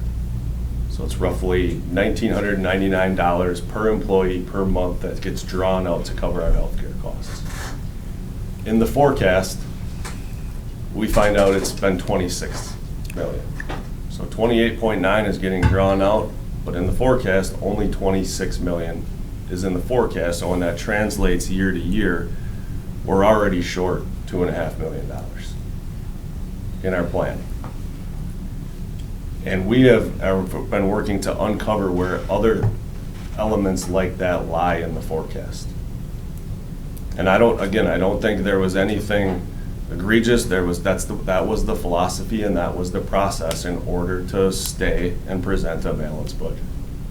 But again, that resulted in compounding problems with unpaid bills, large healthcare claims, large transportation claims.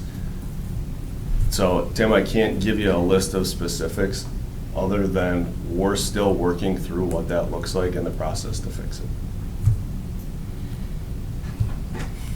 And we can talk more about it on Friday. I can open up the forecasting for you. I can open up healthcare models, and Dr. Ford and Dr. Hess can look at those with us and work through those things and help plan.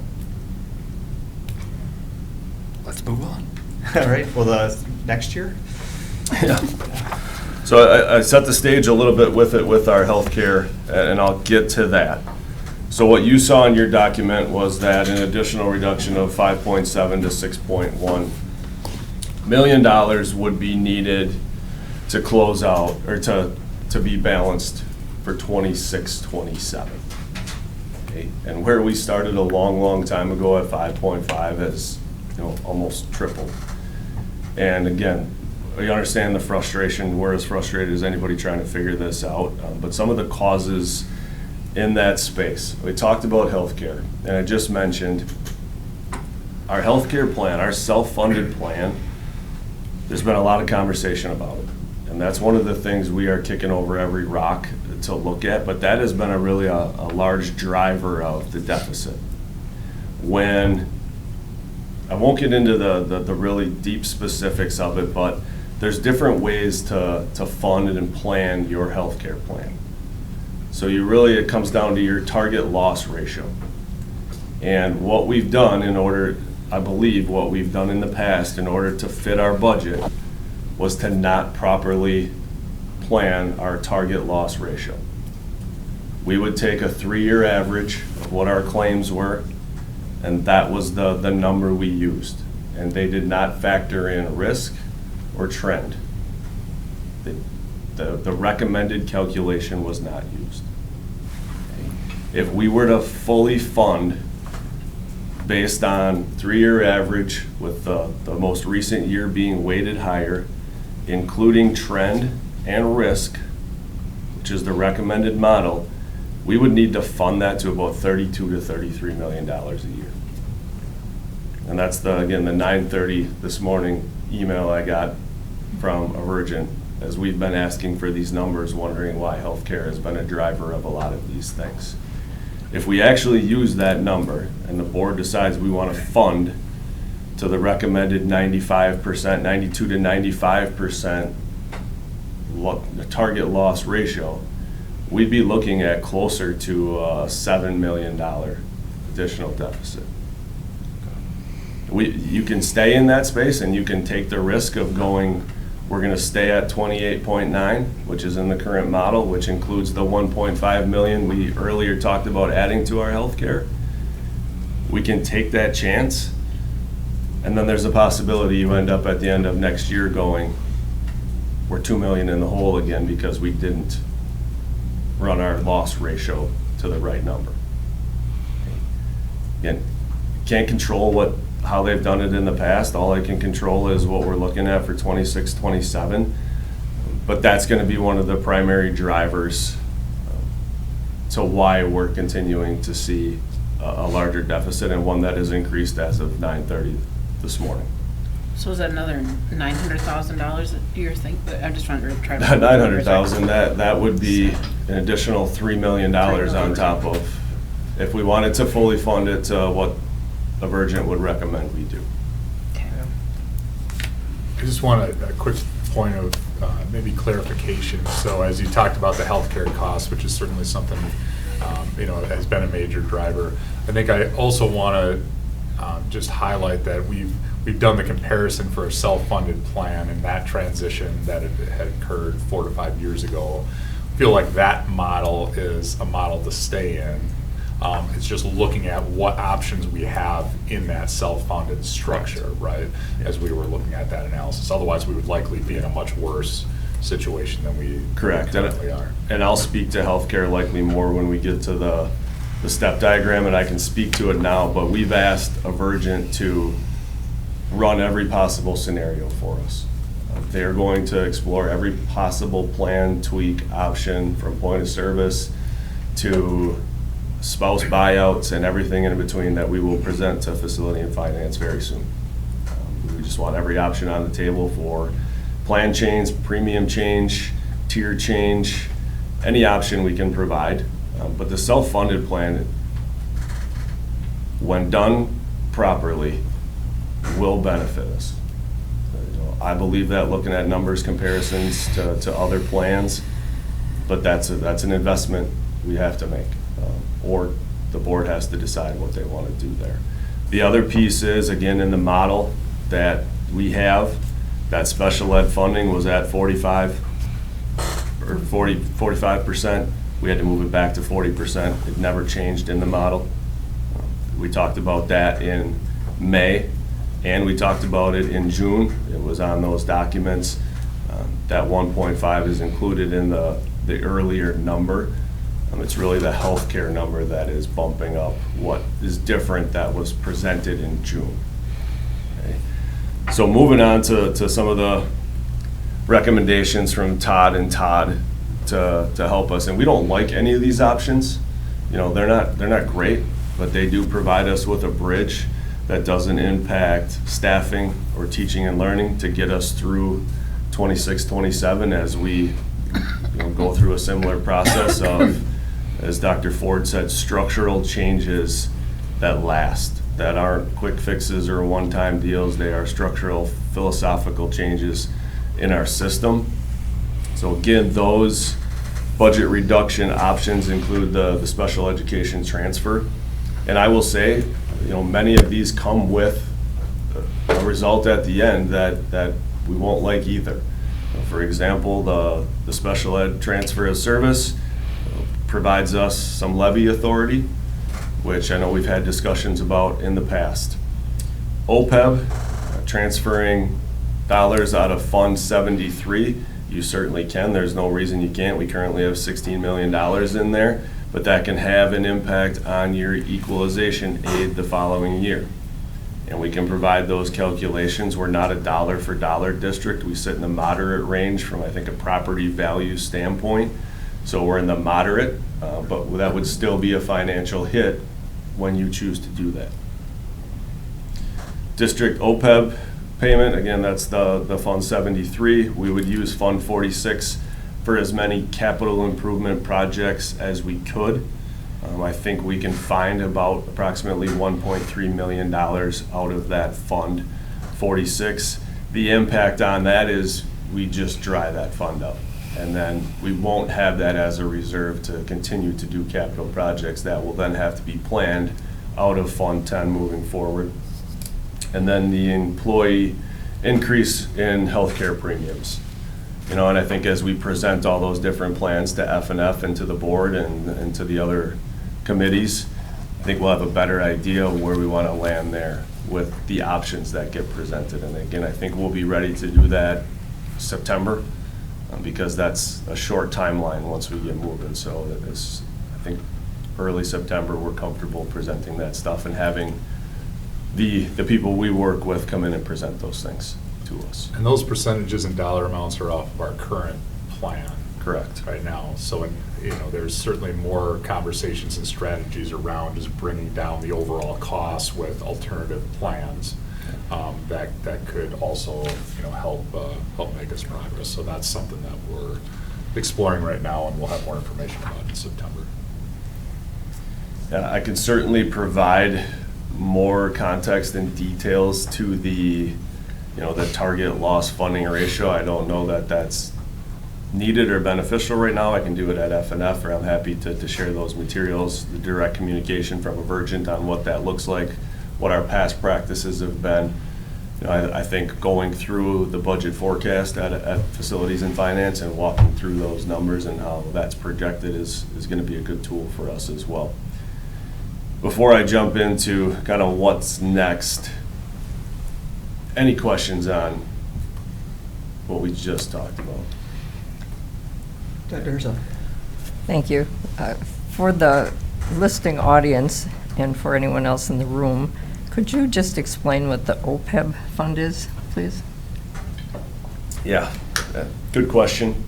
Other post-employment benefits. So a decision was made at some point in time from the school board that we have a great retirement package, or provided a great retirement package to population of our retirees. So we will pay on that for a long, long time yet. Retirement benefits come out of that, health benefits, we pay a percentage. That, for us to buy that out, would be approximately $47 million. But that is a driver of, it's a Cadillac package that not many people have these days. And we're gonna pay on that for a long time, and that kills our bottom line. So, Thank you for that clarification. you're welcome. One other clarification. So you mentioned as of 9:30 this morning, you got more information about the health insurance target loss ratio, and that impacts the remaining forecasted budget. What is the high end? So in the written materials, it was 5.7 million to 6.1 forecasted deficit for this year. If we take into account going to what the standard would be, what's the standard for health insurance target loss ratio of, I think you said 95%.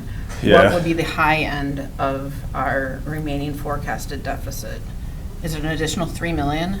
It would be, yes. Okay, so up to 9.1.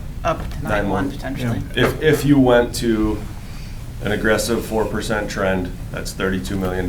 We've been investing 28.9, forecasting 26.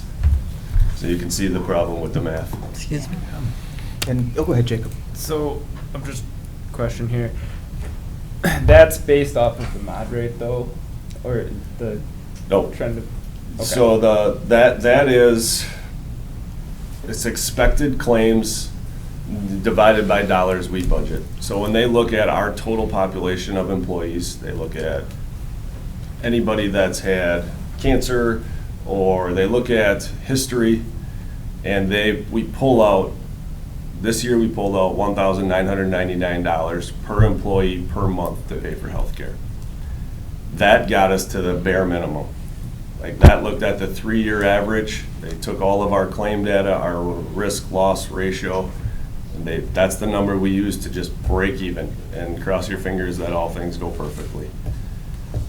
The recommended model is to add risk to that and trend data to that and weight year 3 higher, because if you had cancer in 25, 26, 27, your medical claims are likely to still be elevated. So that's the trend and the risk that they include in that. We always just took baseline and never accounted for those other pieces.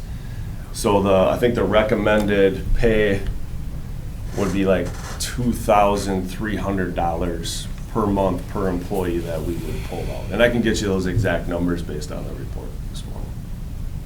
Well, for what it's worth, I think this board has been pretty consistent that we want to make the conservative choice, and we do not want to have continued mid-year, end-of-year surprises. And on our end, that means being willing to make decisions, which I understand is not easy, and it's going to be more conversation, but that's been my perception, at least. Correct me if I'm wrong. Yeah. To that point, I think for me, one of the best plain language takeaways from your report is that point H under section 3, the 26-27 budget forecast will be a much more conservative model with all revenues and expenditures fully accounted for.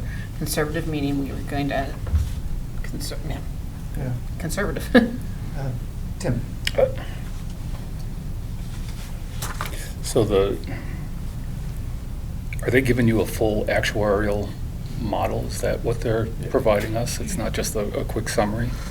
So, and our risk population, our risk scores are going much higher? Because we've had relatively Low. abundant, Yeah. well, relatively abundant turnover. You lose the retirees. You bring in young people. I don't understand why the risk score would be substantial. We don't need to get into all that tonight. But I think those are good conversations for a Virgin to come in and sit with facilities and finance, or this group, or anybody else, to walk us through that model and what that looks like. Because I'm not an expert on it. Like, I've been crash coursing on these things, and Cindy's not an expert on healthcare, so we've relied on Emergent and other people to help walk us through these things. Mhm. So I think it is best to have the board at the table with us as we walk through these pieces. Yes, and I think to just have that full understanding, because I think it's some of that thought process, you know, that creeps in to say like, well, when we really have to get down to, you know, a projection and making some, what we know are gonna be emotional, tough decisions, do we really need to go there, right? Do we really need to get to that, like, or can it just work out? Can we have more of a moderate estimate? So I think that's why I wanna make sure that, you know, we're all grounded in exactly where we are, and that we know that we can't be at a place next year where April, May, and June, we're just hoping that it doesn't come in like the last 2 years have done. We just can't do that now. So that's exactly why we want to be able to make sure that we have the actuarial, that we're playing it very conservatively, and I think being able to have that information as a board can really help ground in, as we're facing some very difficult situations, can help, you know, ground, you know, driving us forward. You had mentioned that we offer a Cadillac benefits package, and I think Todd and Dodd, I think when they came here, I think their slideshow said something to the effect of that we're very generous on our OPEB. I'm looking at their report where they show the cost for all the health premiums for employees, our contributions and the employees' contributions. And when I look at the comparables, it's pretty clear we're at the high end. So I'm struggling with, I think you had suggested long-term you feel like this is the way to go. And I look at these comparables and I go, I'm struggling how you come to that conclusion. From OPEB, or from the healthcare Well, tie-in? Well, the health insurance, right. I think you had said you believe self-funded is the way to go long-term for us, that we don't want to divert from that. And I don't want to have to change, but I'm struggling, what are we looking at that makes us believe somehow this is the right way to go? Let me reframe how I put that. If done correctly, budgeted correctly, and managed correctly, I believe the self-funded plan over time will provide us with a fund balance in healthcare.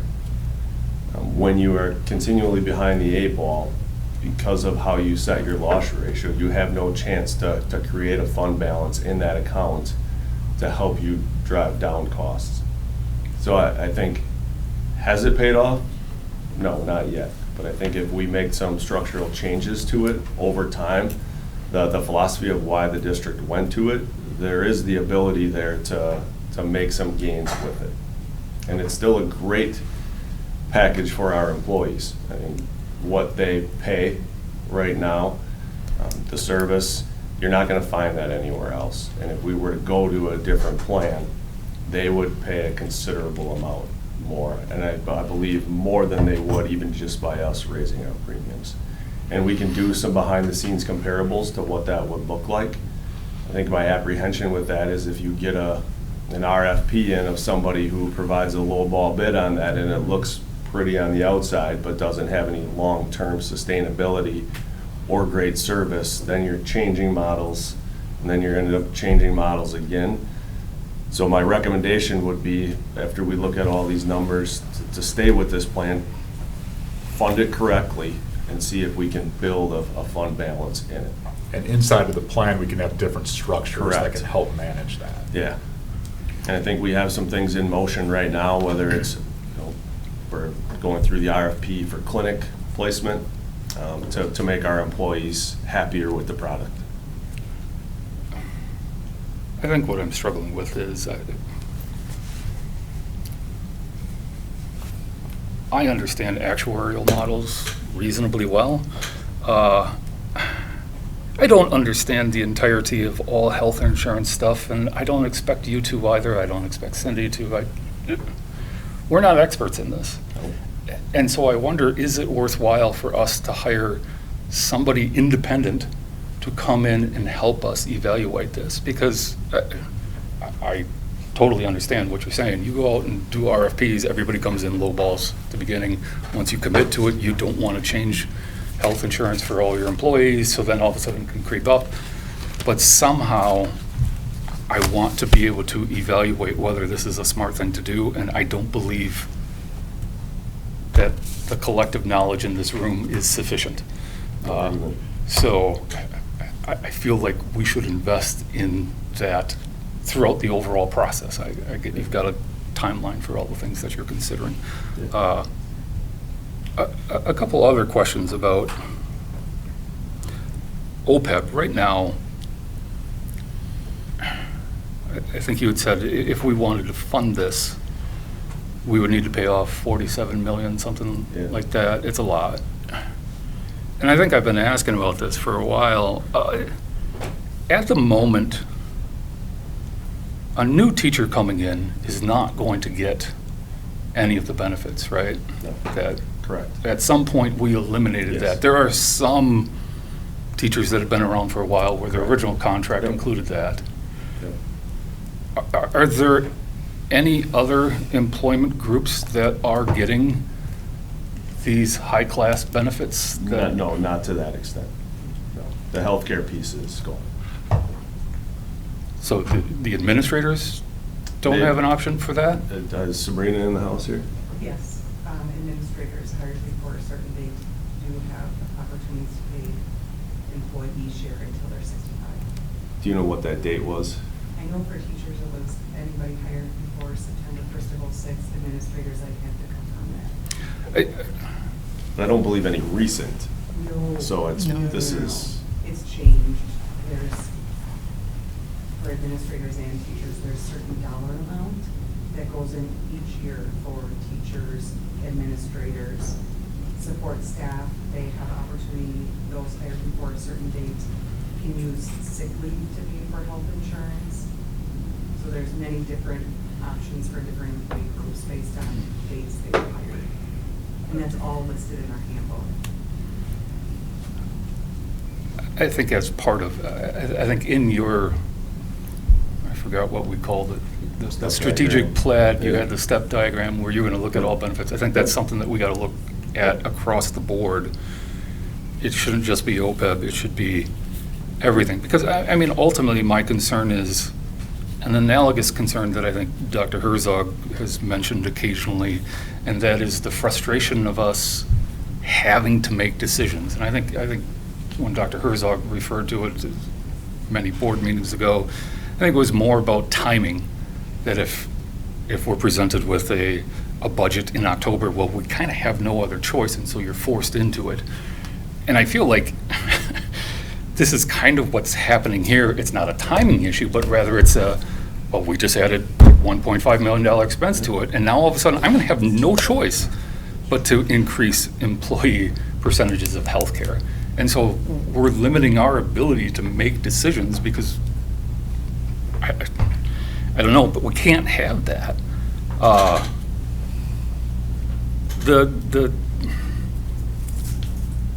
The OPEB Fund 73 fund balance, when Todd and Todd came in, they said 2 million, now I see 2 to 3.5 million. Do we have some sort of actuarial model as to what that's going to do long-term to our ability to pay? Or, because I look at 3.5 and I go, all we're doing now is just harming a future board here. We're to make up for our problems right now. So I think we've got to look very closely at giving away roughly 22.5% of our fund that we have in there because we've got a problem right now. So I'm not excited by that. And so that's my problem is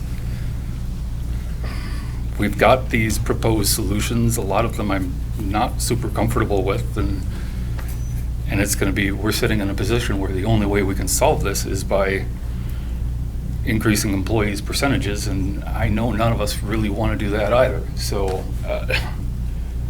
yeah. I don't know. Yeah.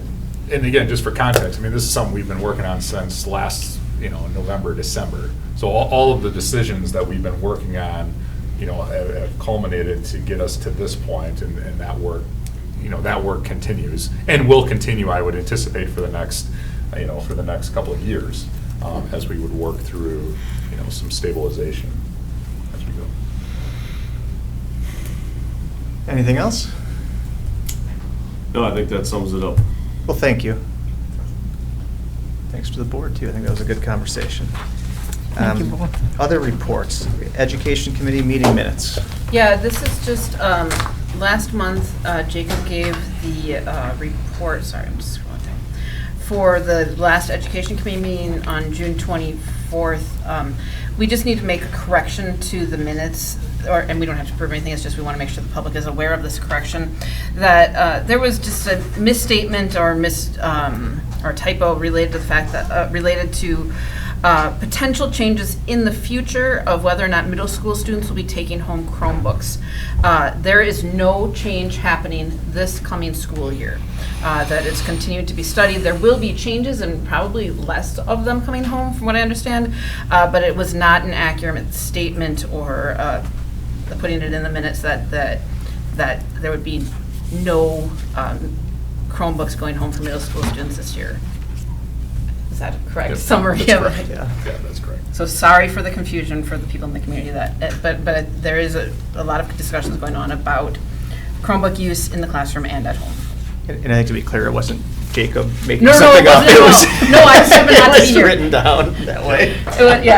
Sorry about that, Jacob. I Oh, did not that's mean to- okay. yeah, No, I just wanted to make sure that everyone knew. No, it was just a misstatement. All right, well, we are 2 hours and 10 minutes in, and now it's time for public comment. No one signed up. Which is good for them, because that would have been cruel.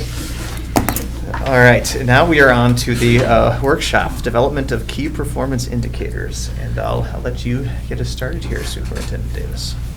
Yes, thank you. So this continues our work from earlier in the summer related to the development of our strategic framework, which is a portion of our strategic plan that we're putting together for next year. We've been working through a refinement of our key performance indicators, which we at our last meeting had talked about narrowing down from 19 to 8 key performance indicators. And so tonight I want an opportunity to be able to have you hear from the executive team members who have been working on each one of these key performance indicators to be able to set 5-year goals and to be able to set an annual goal for 26-27.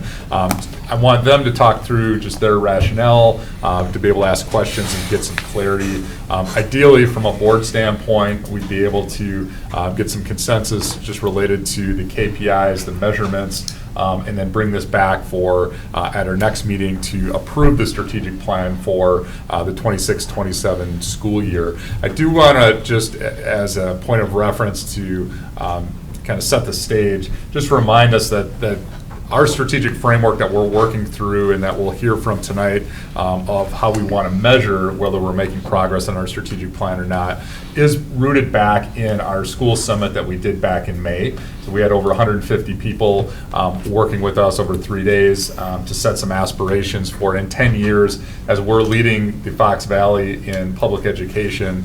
What are the things that we're doing? And we name those as priority statements. And so that is on the upper left-hand portion of that strategic framework, those 4 priority statements. And then on the right-hand side is our I would say our revisions related to our vision, refinement of our vision, mission, and values that we'll be using for, that are proposed to use for this coming school year. And thinking about this as a 5-year plan, and really in a renewal stage, as you can hear, we need to make sure that we get structurally sound from a budget standpoint.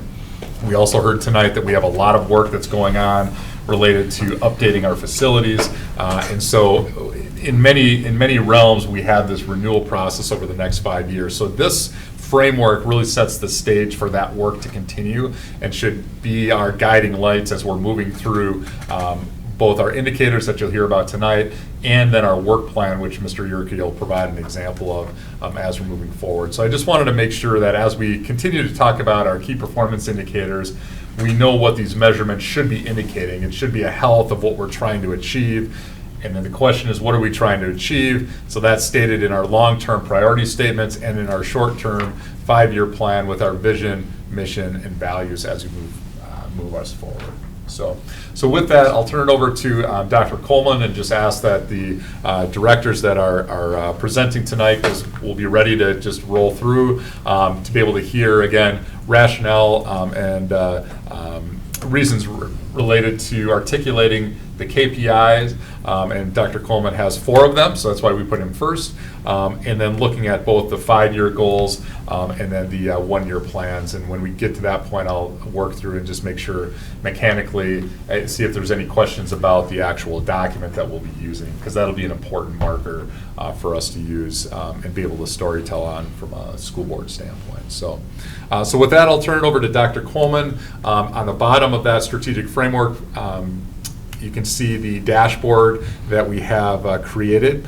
So that shows the results for 2026-2031 renewal. This will be the dashboard that we're proposing that we track our results on an annual basis. So we currently have in the 2026 column a baseline that represents where after the 25-26 school year, where we landed on each one of these KPIs. The 2031 goal is what we're aspiring to over this 5-year period of time, and our action planning will be moving towards achieving those goals. 27, 28, 29, and 30 columns will stay blank until the end of that year. So the end of that school year, then we'll bring in our annual results, and whether they were red, yellow, or green, depending on if they hit our marks or not. And then over a 5-year period of time, you'll be able to see this dashboard. So that'll be something that we populate, and that I think is important for consistency of measurement and communication for our community, so we know what our targets are. What's difficult from a staff standpoint and community standpoint is if we're moving targets on a regular basis, that's difficult. So we really, and that's some feedback that we had from our previous strategic plan. So we really want to make sure that this is outcomes based, and it's something that we can be consistent with over the next 5 years as we move forward. So I'll kick it over to Dr. Coleman just to talk about some rationale related to our 4 academic key performance indicators. So Dr. Coleman. Thank you, Dr. Davis, for teeing that up, but more importantly, for your leadership through this process. So, as Dr. Davis mentioned, the community priority statements drive what our key performance indicators, our strategic initiatives, and our actions to facilitate those progress toward those initiatives. And so the community identified as a priority student growth and achievement, and that continues to be a priority. That is something we've identified, so it's not new, but the community's affirmation for us to prioritize providing experiences for students to explore, attain, and refine their academic performance, technical and social skills. So we have 4 key performance indicators. You see them there for those who are listening. I'll just reference them quickly. It's math and literacy proficiency for students in grades 3 through 11, measured by performance on the forward exam, pre-ACT, and the ACT. We also are looking at student growth toward proficiency as measured by the iReady assessment for students in grades 3 through 8. That growth is measuring the number of students who make annual typical growth or at least 1 full year's growth per year as measured by the iReady assessment. So those are the 4 KPIs and their relationship to the community priority around student growth and achievement.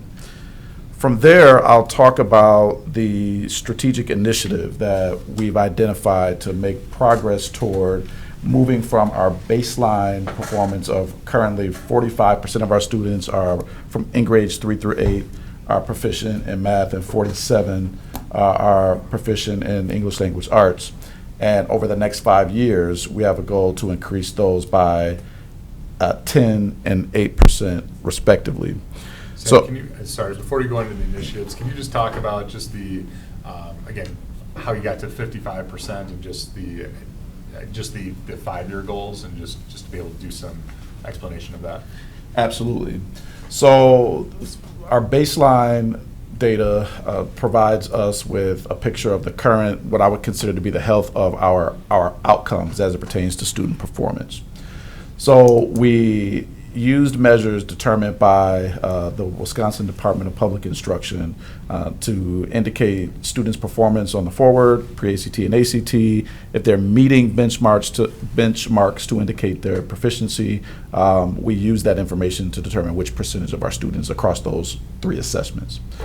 So from there, I provided, I think Dr. Davis shared with the board, some research around how school districts, particularly our size with our demographics, progress in their models to improve student outcomes. And so in earlier conversations, we talked about this idea of increasing student proficiency by 2.5 or 3.5 percentage points, or the number of students proficient increasing by 2.5 or 3.5% each year. And while that is ambitious in our current structure, and I'll talk about our current state and our desired state for a strategic initiative we'll take to reach these goals, we aren't at a place right now where we can, with confidence, predict that each year exactly 2.5% or 3.5% of the number of students who are proficient will see those increases. So what we've done is provided the research to show a phased approach grounded in implementation science that allows us to create the conditions and the structures to facilitate that growth. So one year it might look like 1%, we see a 1% increase. Another year we might see a 2% increase.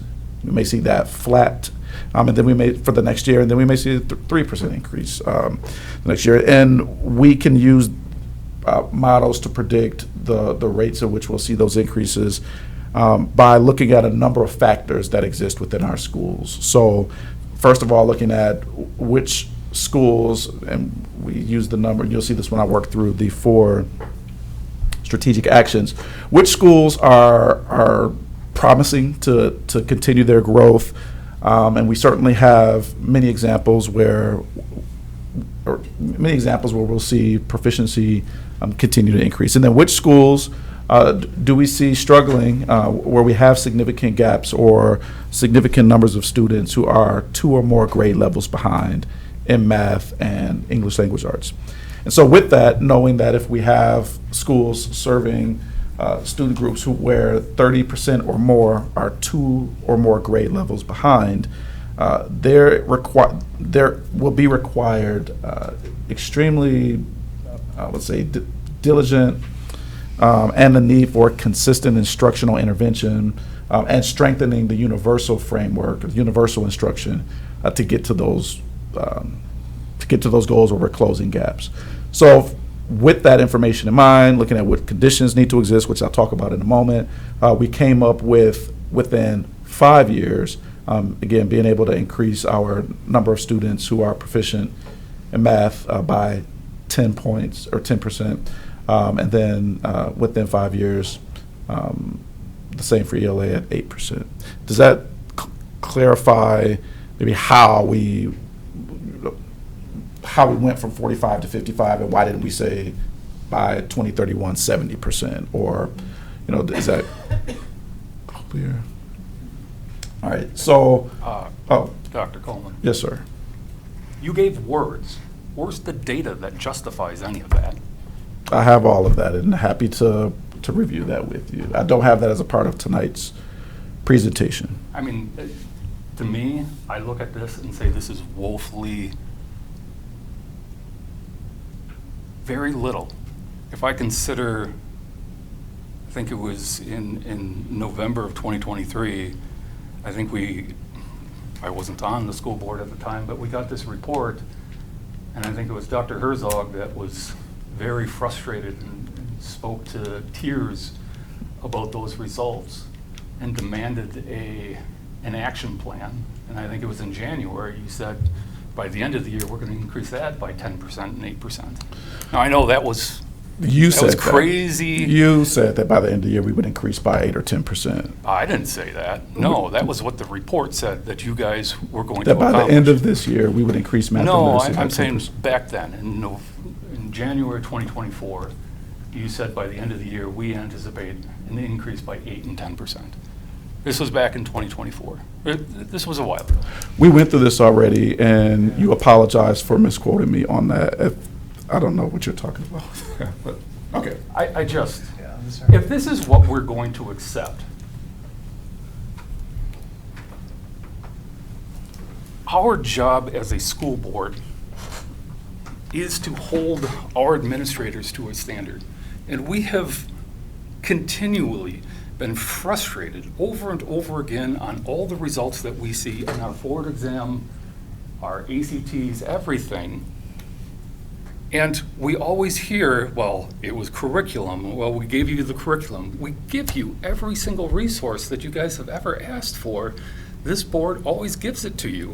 And now you want to lower the standard to be just 2% a year over the course of 10 years or 5 years. I just, how little of an expectation can we ask of you all?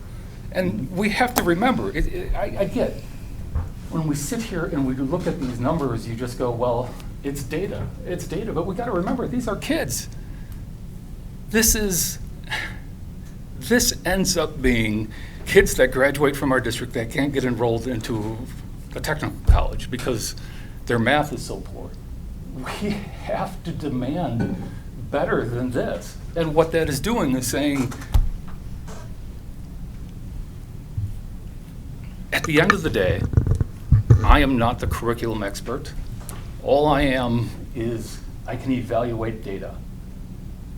We leave it to you all as experts, and generally, we're going to approve all of your plans, but we do so hoping, needing for you to come in and actually change something and actually see something halfway sufficient where we can turn around and go into the community, we're actually making improvements.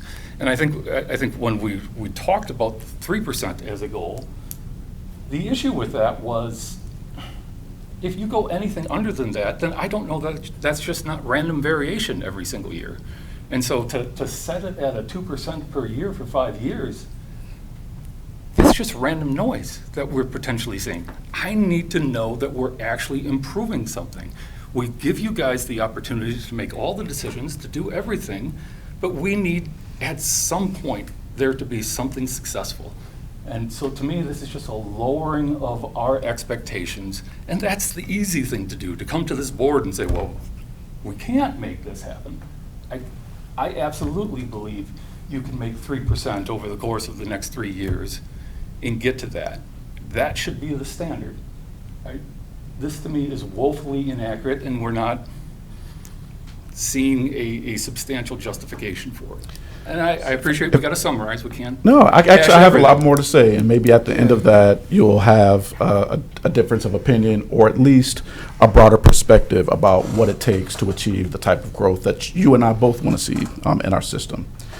So, if I may finish, the strategic initiative that has been identified for us to be able to make the type of progress that we want to see in our system is identified as strategic initiative number 2, to implement instructional resources consistently.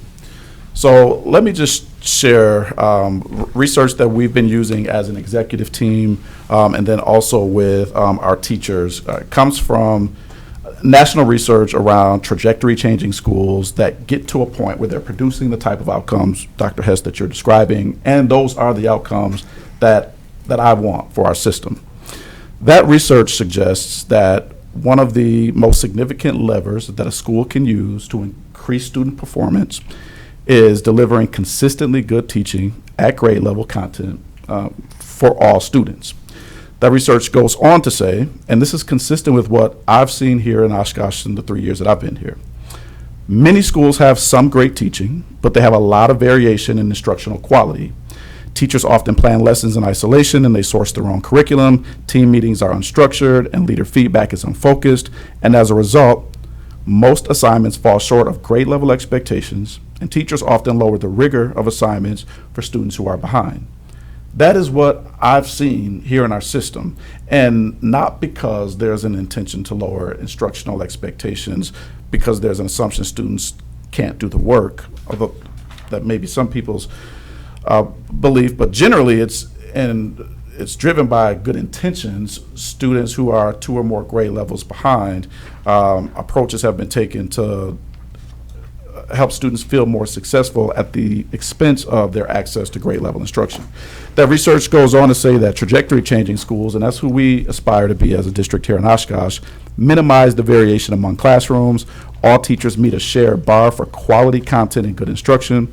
All students work on grade level content with additional supports to access it if needed. Consistency is reinforced by school-wide structures like a strong shared curriculum, which, to your point, we now have for both literacy and math, and I appreciate the board for their support and agreement in providing us with those resources. Additionally, it's required structured collaboration and focused feedback. And those are components that I've identified as our 4 components of our proven process. Everyone holds the same high expectations, and we work together to improve. The school board recently approved a resolution in the month of July that stated, be it resolved, the Oshkosh Area School District Board of Education, pursuant to Section 120.12.13b of state statutes, approve the list and description of the student academic standards that shall be in effect for the 26-27 school year. A said list has been presented, and there were some exhibits provided, with said academic standards representing the board's adopted standards that are required under Section 118.30, 1GA of state statutes, as well as board-approved standards for the additional specified academic content areas. That's just a bunch of resolution talk to say we're telling our community that the students in our schools, every student will get grade level instruction every year as defined by the academic standards that we adopt, and those are provided by the Wisconsin Department of Public Instruction. Although we say that, it has been clear to me that that is not what we've seen consistently throughout our system, and that's what we're working to correct.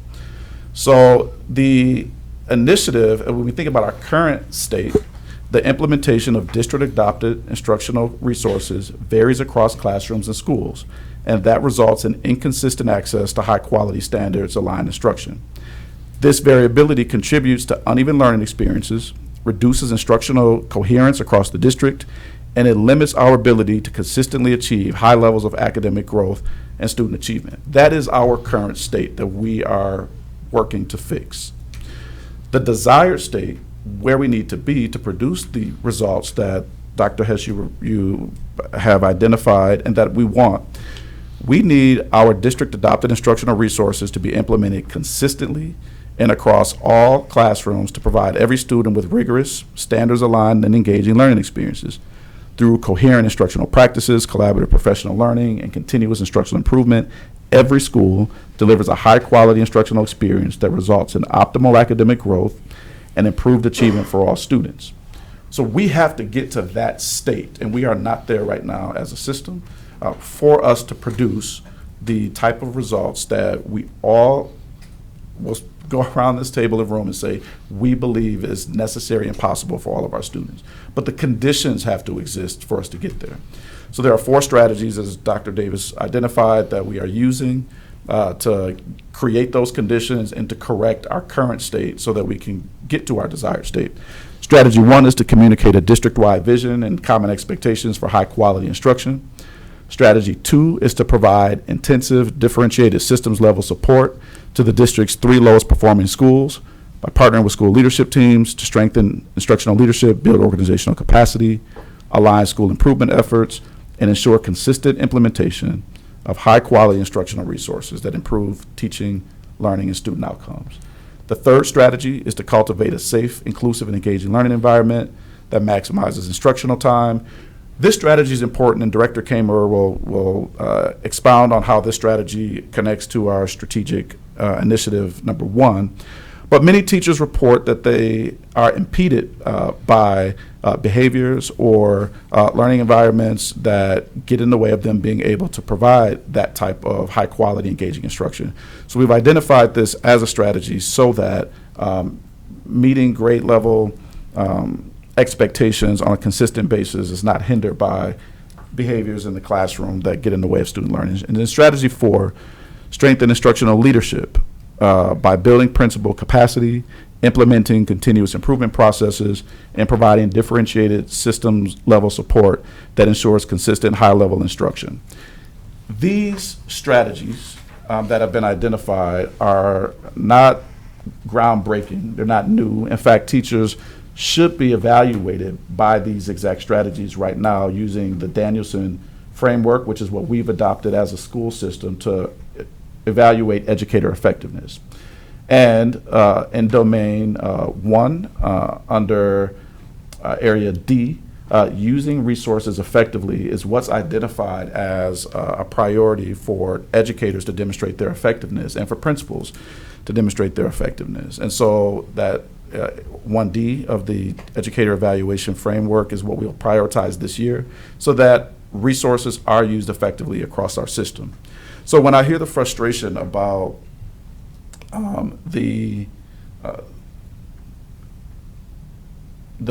ambition to see vast improvement right now, it is important that we understand what conditions have to exist and where we currently are for us to get in that place and produce those results. And over the last 2 years, myself, Dr. Brown, Director Cole, Director Kiffmeyer, and our instructional support teachers, we've gone into classrooms on a daily basis to evaluate instructional effectiveness as it pertains to the use of instructional resources effectively, which is the first component of the 4 components of our proven process. And we use a 4-point metric to assess where we are as a system with that. And on average, we've been at a 2. So for us to get to the place where our educators in our classrooms across this entire system are functioning optimally, or as the Danielson framework would put it, distinguished, and using resources effectively, we have work to do in those 4 strategies that I just presented so that we can see proficiency increases by 3% each year. But again, the data that we have, the observations that we've done in our schools, let us know that there are a certain set of conditions that must exist for that to be a reality. And it would be irresponsible for me to suggest that all of those conditions exist right now and that we will therefore magically see student performance and student increase happen just because we want it to, or just because we put it on paper and say it's a goal. We have to correct culture and conditions for that to take place. And that doesn't happen overnight. So I've provided a research rationale for the 5-year student achievement targets. Dr. Davis, I don't know if that was shared with the board. If not, I'm happy to, or Dr. Hess, I'm happy to share it with you again and talk through it. But that's why we see for the first 5 years that 8 and 10% increase. And that's not to suggest that that's where we'll be going into the next 5 years for our 10-year vision, but that is what the research shows we can predict our growth to look like as we implement these strategies in their earlier stages. So I'll pause for that and answer any questions. Other questions or comments? And a reminder, right, the goal here is to have some agreement as a board at next meeting that we'll vote on this. So I'm glad we're having this discussion. I'm sorry if I missed this last meeting because I was not at it, but are we going for the growth metrics? I think you did a good job of explaining everything with the proficiency. Are we going to be looking at grades 1 through 8 or 3 through 8? Or what is the proposal? Yeah, so that was part of our conversation from the previous meeting. We originally had 1 through 8. I think Dr. Hess had talked about 3 through 8 and having that coincide with the proficiency levels that we can push forward on with the forward exam and have that association. I will say, as we came back and talked to staff at the beginning of the month related to our Admin Academy and took that feedback, there is a desire from a leadership standpoint, the executive team and the principal team, to look at 1-8, knowing that we don't have an associated level for proficiency at the forward exam, but because we know that first and second grade growth is being measured and it's an important indicator for us to look at, and the idea that we would measure as many students as possible to be able to get that feedback at a district level was something that I just want to bring that back for feedback, because that's one thing that we had as part of our discussion. So I don't know, Dr. Coleman, if you have anything more to add than that, but there would be an interest in looking at 1st through 8th grade and making that revision as we would move forward. The only thing I would add to that, and maybe it's not for these first 5 years, but maybe for the second, we might look at, so right now this is students who are meeting annual typical growth, so that's 1 year's growth in one year. I think it's important to consider students who are making stretch growth, and that means students who are exceeding 1 year's growth in 1 year, because we are in a situation as a system where students making more than 1 year's growth per year will be necessary for us to accelerate the achievement at the rate that we want. So, so if that's not the metric right now, just given where our current state is, I can accept that, but I would ask that we consider in the future moving beyond the growth for percentage of students meeting annual typical growth to percentage of students who are exceeding 1 year's growth each year. Well, and I would be a proponent of, ideally, we don't have to worry long-term about the stretch growth because we have gotten kids on the routine of we are making at least the standard growth that is expected developmentally in a year. And that's part of the reason I would be a strong proponent of putting the 1 through 8 iReady, because by the time we're in third grade, you're already 3 years behind, and we have so much documentation of that and I want those kids in, well, not kindergarten, I guess, but 1 and 2, to be able to demonstrate that first year, 1 year growth, because that is when, I mean, and that is also what is mandated under Act 20. So I would strongly encourage the fact that because of the early learning that is needed to meet, I can speak specifically to ELA growth, we really need to be doing that so that we don't have to be so reliant on stretch goals as they get closer to 8th grade and up to 11th grade at some point. Yep, Dr. Herzog. Thank you. I recall our conversation very well that night, and I went along with the rest of the board saying, yes, let's go 3-8. Then I had a conversation later with Dr. Davis and I believe with Dr. Coleman. I had second thoughts on that for the very reasons that Mrs. Smitlick has articulated so well. We can't afford to wait until grade 3 to have data on student performance. I know we have middle school teachers right now who are frustrated with incoming 6th graders who are 1, 2, 3 grade levels behind, and it's the older the children are, the more difficult it is to make up those gaps. And so I fully agree with everything that Mrs. Smitlick has said, and I think we've got to have ways of assessing growth and development, as I'd like to see it in kindergarten, but I'll settle for 1st grade. But I think if we're going to do that, we need to have a metric that we're going to use. That Yes. was Dr. Hess's concern, that we really didn't have anything structured.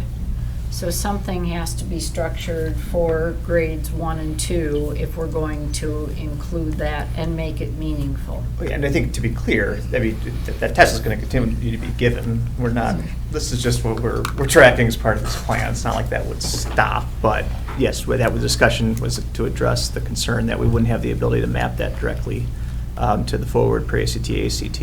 But if there's a way to, that folks are, those goals will be somewhat more arbitrary, right, in 1st and 2nd grade. But Let me also, one other no issue. point, Yeah. though, for reason, why another proponent, to the point of ensuring that we have standardized grade level, consistent implementation by teaching staff. I think the more grade level teachers that are covered under these KPIs, the better as well. right. And yes, it would only be for growth for 1 and 2, but we are hearing, and it is common sense, that we need to standardize and have the same level of expectations in every classroom and the same level of quality instruction in every classroom. And so we need to have a way to be able to prioritize that for our earlier educators as well. Yeah, so go ahead. To add on to Molly, I'm just thinking about our 4K program, our universal 4K program. How wonderful will that be when that's up and running, to be able to see the growth there and then be able to apply it right away in 1st grade. I think that would be very interesting to see, because I'm really hoping once we go to the 4K program, we're not going to see the huge deficits that we are seeing now going into 1st grade or 3rd grade. I hope that we are able to address some of those situations much earlier than we are now, because we'll be so much more consistent. Thoughts, Jacob? I mean, I agree with what Molly was saying, and that we have to have all the teachers on the same playing field, the same, doing the same thing for everyone involved. I appreciate that you acknowledge that we don't have that yet. We and don't. We're working towards that. Mhm. I just want to see us get there, and I want to see these improvements. I know I feel like we could have higher goals, but at the same time, I know those are hard to reach without that in place, so. Mhm. And if it's the will of the board to push on that, I would say be ready to have that conversation with teachers. And we'll have, at our next meeting, as we get to the voting, we'll also have Dr. Coleman's step diagram, as he described tonight, current state to desired state. You'll have a copy of that to be able to review, to be able to look at that. And I think as he very well articulated that tonight, to be able to just, read through that and ask him some questions as we'd be doing a goal setting. So would you be comfortable, Dr. Coleman, setting goals first and second grade? I would be, yes. Providing some type of rationale? Yes. Recognizing, obviously, that we wouldn't be able to map it the same way. And then in terms of next steps, too, you'll be able to share with the board the background research? Yes. Yeah, the next steps will be the background research along with the strategy step diagram that we have. Okay. So that'll be packaged at one, because that, as you heard from Dr. Coleman tonight, one goes with the other one to be able to, provide some rationale related to the goal. Okay. So. To clarify, is the concern, because we'd only be asking for 1.8 for the growth, not for proficiency, correct? Well, because that's not. They just wouldn't match. Yeah, so the concern Exactly, was, okay. right, the proficiency is a function of what would the proficiency growth need to be, or the growth need to be to move the proficiency needle. Oh, okay. And it would, by definition, it's going to be somewhat arbitrary. Okay, I see. Any other comments or questions for Dr. Coleman? A lot to think about to get ready for the next meeting. So thank you. But like you said, ultimately, we have to own this as a group, so I appreciate you saying that. My pleasure. And I would also urge, if we have questions prior to next meeting, to talk to Dr. Coleman or any of the other people that are coming up, so we can feel comfortable about our decisions and not have to continue to go through the ringer. Thank you for that. All right. Thank you. Thank you. Thank you, Sam. All right, so I think we can have Sabrina come talk about staff retention, and why don't we have the other directors come up too, and we can quickly go through, again, we won't go through the step diagrams except for Mr. Yerke. I think just talking through the definition of your metric and rationale for the goals. And we'll see if there's any questions that pop up. Again, we'll collect those questions and be able to get the board information for that decision in 2 weeks as we're coming up. So just will help with efficiency. So staff retention would be our next key performance indicator. Perfect. So the definition of, or the measure, is the percentage of employees that we retain from one school year to the next, not including our retirements. So our 2026 baseline is 89% based on the 2025-26 actual retention rate of 88.84%, with our long-term target being at least 92% by the 2030-31 school year. So just briefly, in doing some surveying of some local and peer districts, those that responded to me with their 24-25 data, I didn't reach out with their this year's. It's a pretty busy time for HR this time of year. But the data that I did have, Appleton was at 91.22% for retention. Fond du Lac for staff was 84.44%, with teachers being at 88.24%. Kaukauna at 94%, Little Chute at 96%, and Menasha at 93.3%. So that really being the reason of setting it from the 89% to the 92%. Also looking at our last 7 years of data from an Oshkosh area school district lens. So the last 5 years, we've averaged a low 80% a mid 80% to a high 80%. So the last 5 years, we haven't even hit 90%. So starting at that 89 and going to the 92%. I have one question. What happens to that percentage if we make structural changes? And truly, that's something that I thought about as Yeah. well as we think about this, when we think about those, the reductions that we had last year, and if that's going to be an item that we consider. You know, when we think about not including retirements, that's not an option that we can change. They're going to retire. Mhm. You know, when we have structural changes, we're really right-sizing our district. So that's really something that I'd like to talk about, maybe considering not including that in our retention data, so that way it doesn't skew it from the data that we've been using up to this point. I think that's reasonable. I don't know how other people feel. I think, right, obviously, if it's something that's an involuntary. But again, I think that does bear a deeper conversation, because if it's something due to a structural reduction, that's different than people being terminated for cause. Correct. Because being terminated for cause is, I would argue, a sign of an unhealthy, right? And- It's a negative outcome. That's a sign of trouble on the hiring end, most likely. Yes, and I do include that information currently. Okay. Yeah, that would be my preference, that we would not include the folks that are being terminated as part of a structural reduction. Yeah, or at least at a minimum, in the years where there are structural reductions, we have to put an asterisk on the number to explain what percentage that impacts. Maybe even including a tiering system of what was included, you know, retirement's not being, and then maybe if we have a structural, I could include a separate line for those. So looking at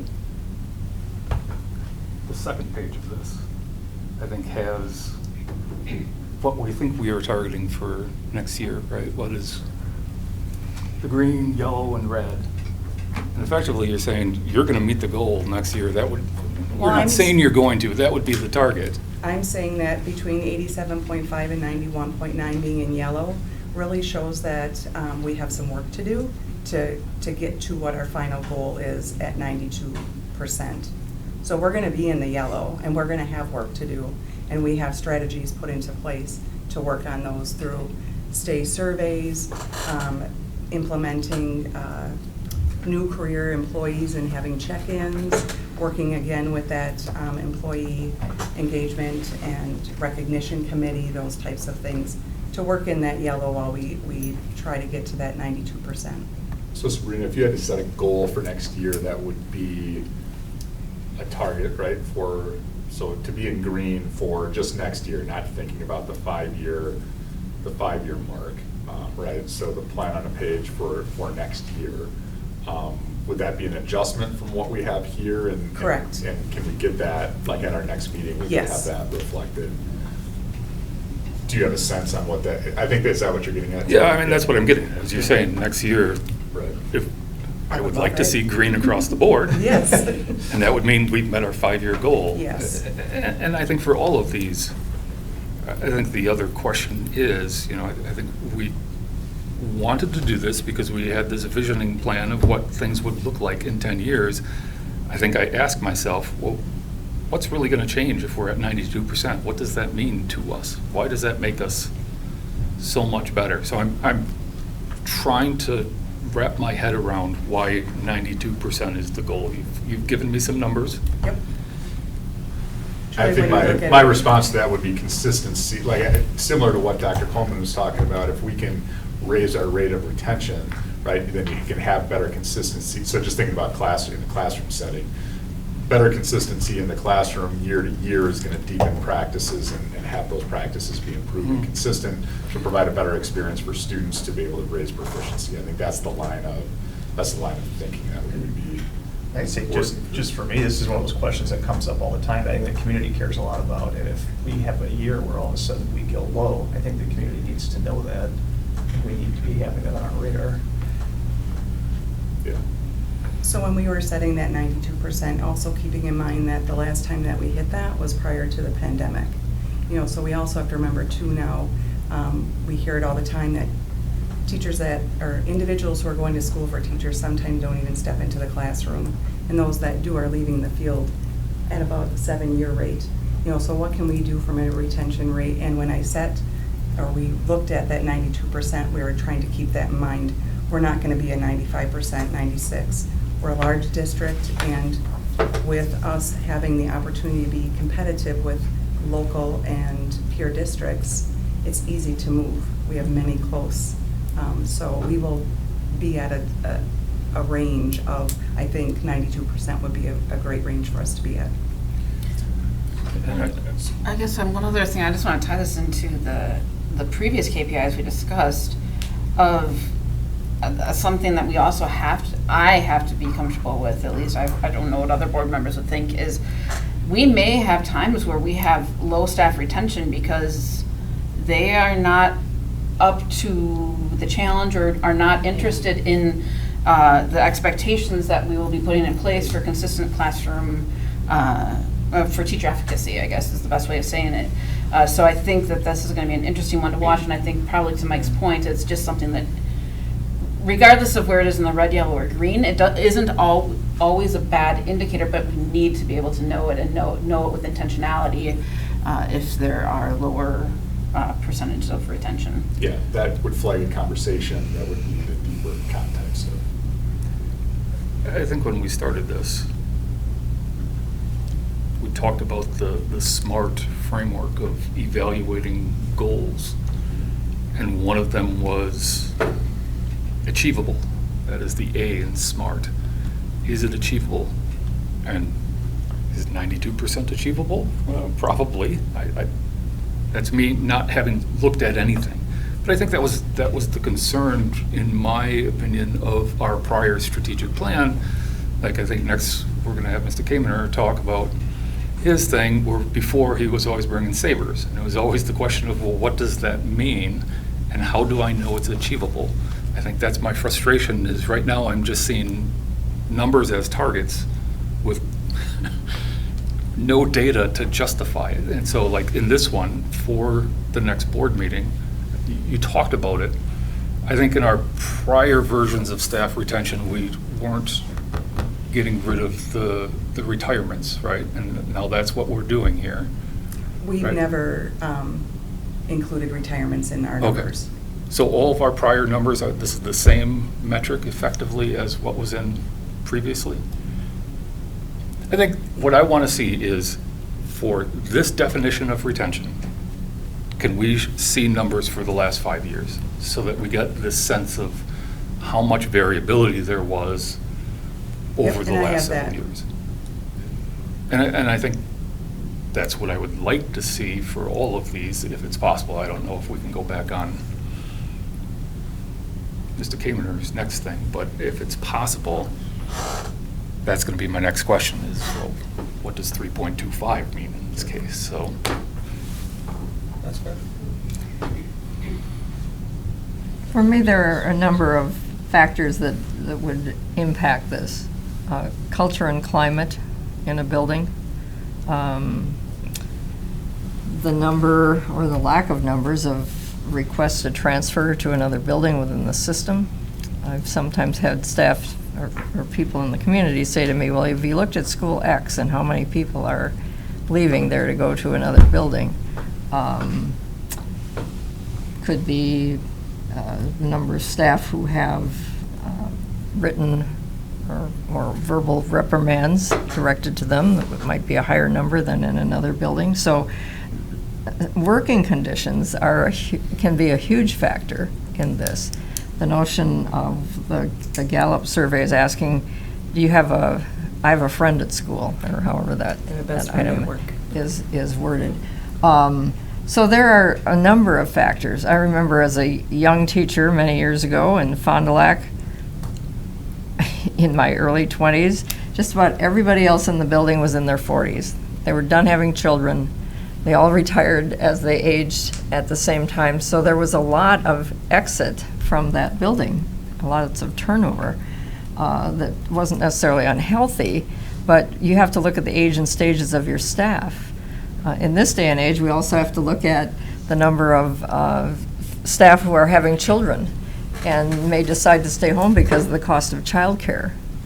And so there are lots of variables that enter into this. So looking at what can we control, what can we impact, and I think working conditions are one of those, which also relate to relationship with other people in the building and the leadership team there, as well as climate and culture aspects. There are some schools where you go into the building and you can just tell this is a vibrant building, and people kid with each other and they have lunch together, or they do things outside of school, and others where that doesn't happen. So what can we influence, or what can we control to make this a good place to live and work and raise your family? Other comments?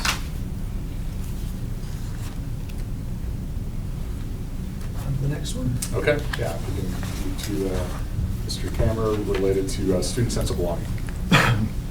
Yes, so good evening, everyone. The proposed tool that we're using for student sense of belonging is our student belonging survey. This is a survey that we've used for the past 2 years.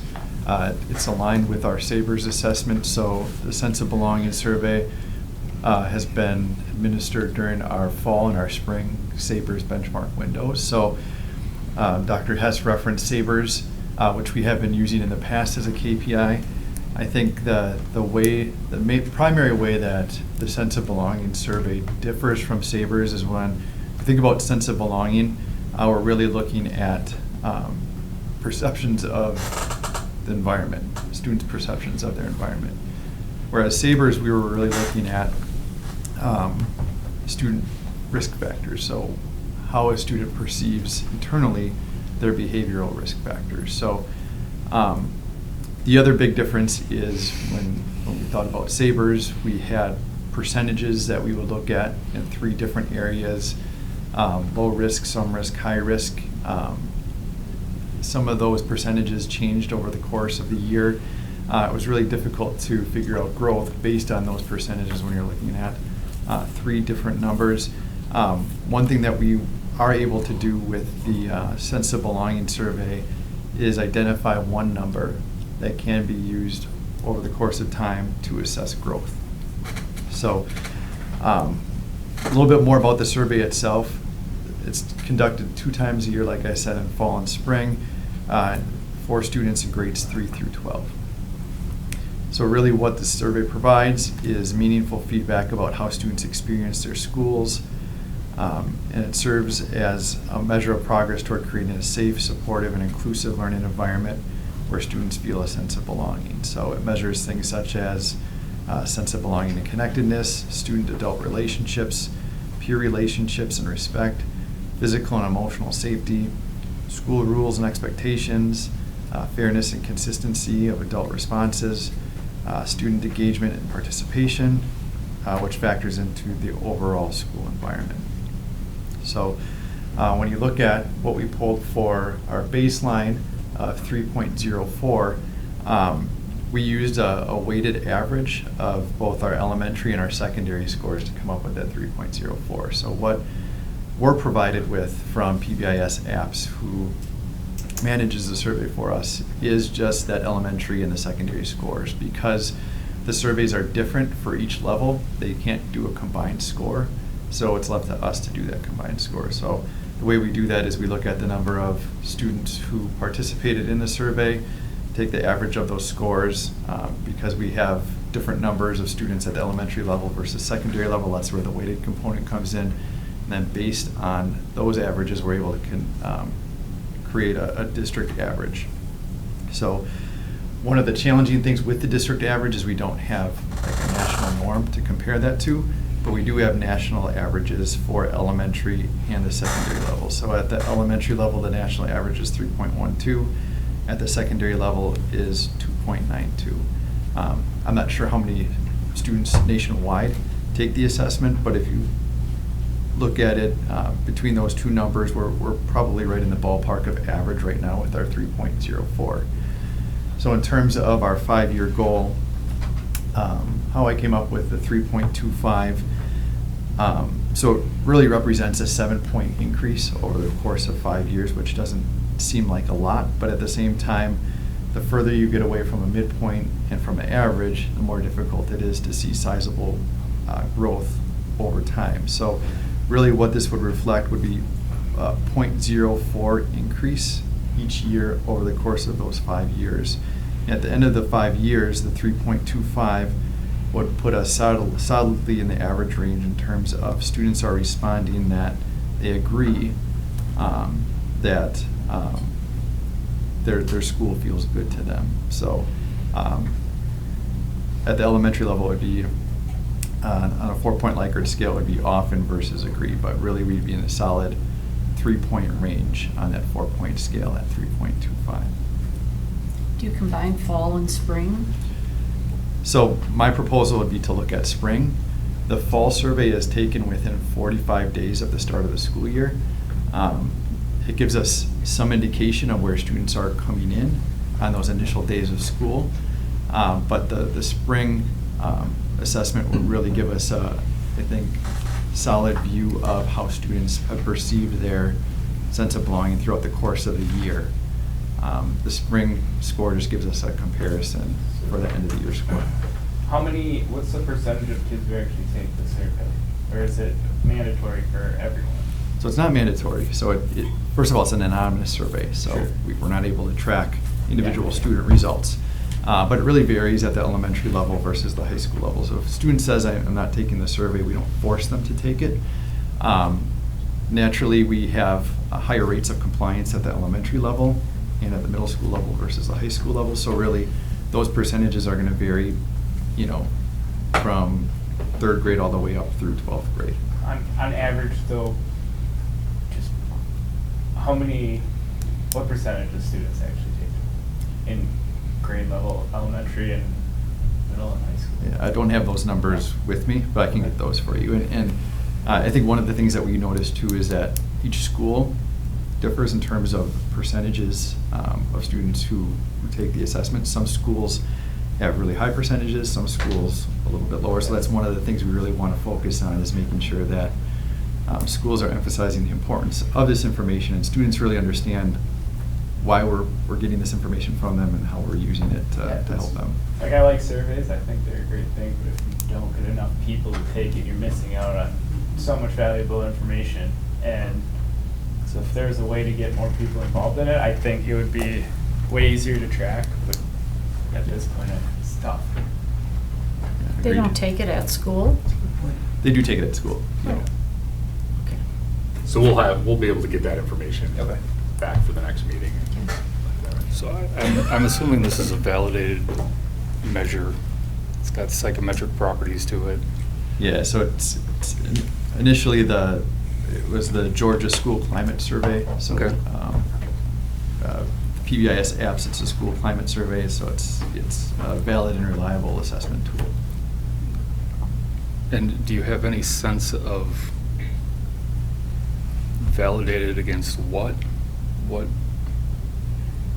I mean, it's one thing to validate and say, I've got some latent traits, some sense of belonging. Well, what does that mean? You can't just go ask people, do you feel like you belong? I mean, you can, but we understand it to have all sorts of domains, and that's all the questions that you were talking about.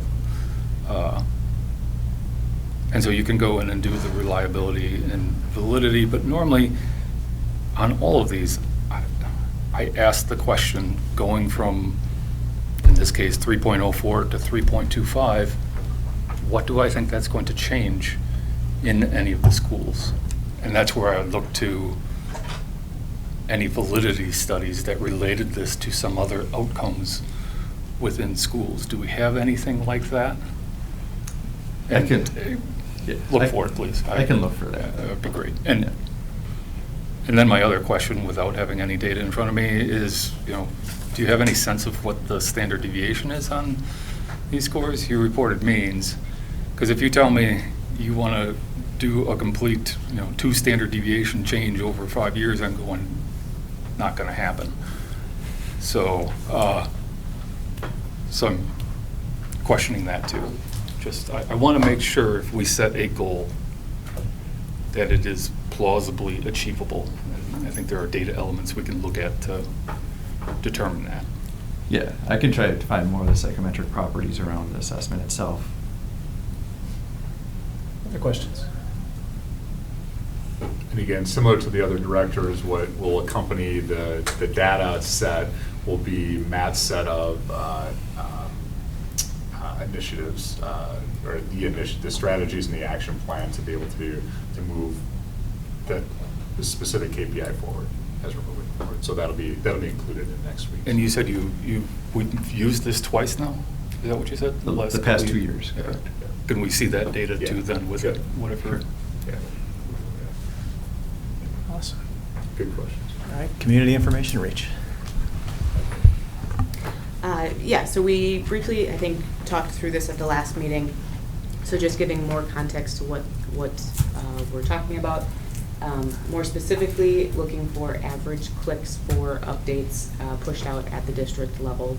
So the 1,500 is our current state. So through the SMORE online newsletter platform app, which we as a district brought on last year, brought it on at the district level. So my baseline is just looking back. We had 10 substantial community district updates. The average of those was 1,500. So where I positioned the goal was looking at just national benchmarks for K-12 education. Started with looking at what is the aptitude for families to open school communications, which tends to be 40 to 60%, but then peeling that back when you get a district update, it falls less and less because you don't have that direct connection. So where I found got to the 9,000 was taking in our total population as a city of 67,000. Census data shows average households, or the number of households in Oshkosh, to be around 27,000. So this number would get us to be right at the 1 in 3 households, in theory, being able to have information about the district. Obviously recognizing, going back to our conversation at the last meeting, it isn't necessarily statistically sound in the sense that is a click one person clicking multiple times, or is it that true? But at this point, it's the data point that we have access to through our platforms, and something that I could see measurable change to. So then the 1 year goal that I set was doubling it from the standpoint of looking at strategies that I can implement and actions that I can implement that would allow us to have that initial growth just right out the gate, primarily focused on our outreach with other organizations and working within our communication infrastructure to just create more consistent communication, and also have key communicators working alongside us in those efforts.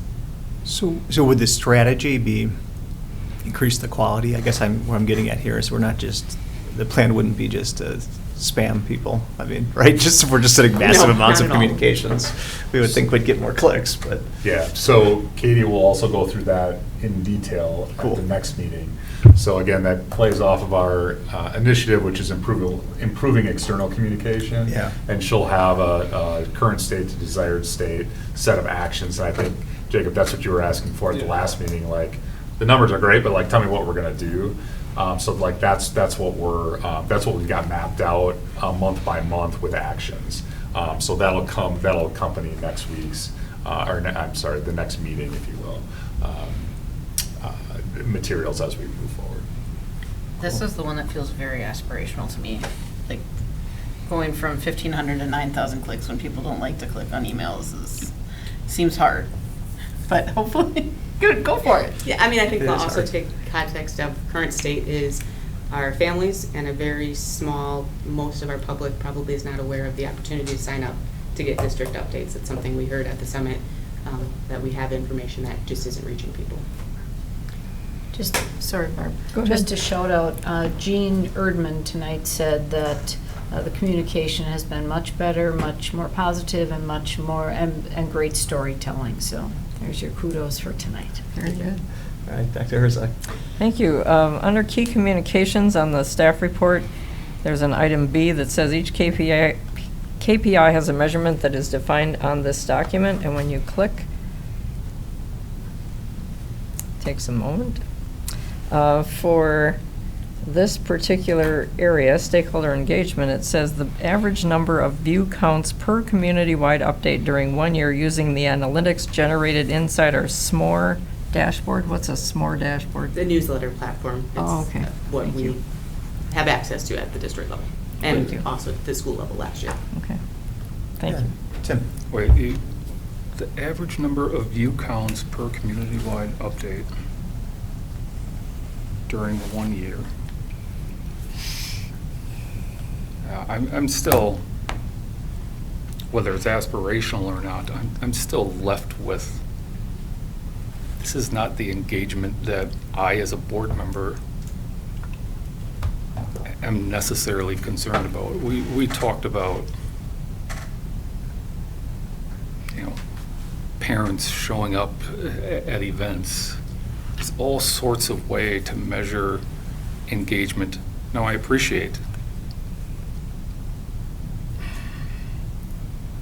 to unify that into one is nearly impossible, but, you know, clicks to me is just a marketing number, and I'm not concerned about how well we are marketing to people. And I agree that you can just continue to use language that says, here, click on this. And if we don't have it now and we do add that, you're going to get more clicks. And so I'm left with, I don't understand if we are at 1,500 now and we're at 9,000 5 years from now. I don't know what that's going to mean to us as a school board. So I'm still of the opinion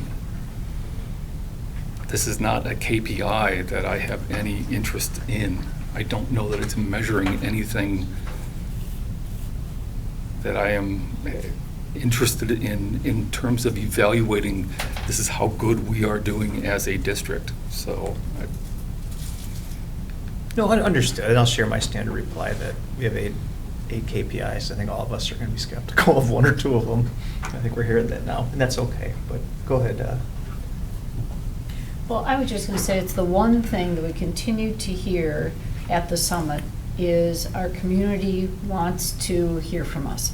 They want to be engaged. And we can talk about school concerts. I don't think there's any one particular way that you can measure it, but the majority of the people, from what I observed, were people that did not have kids in school. The ones that had kids in school, they were getting the newsletter, they were getting this, they were getting this. What they wanted was information from the district about what's happening district-wide.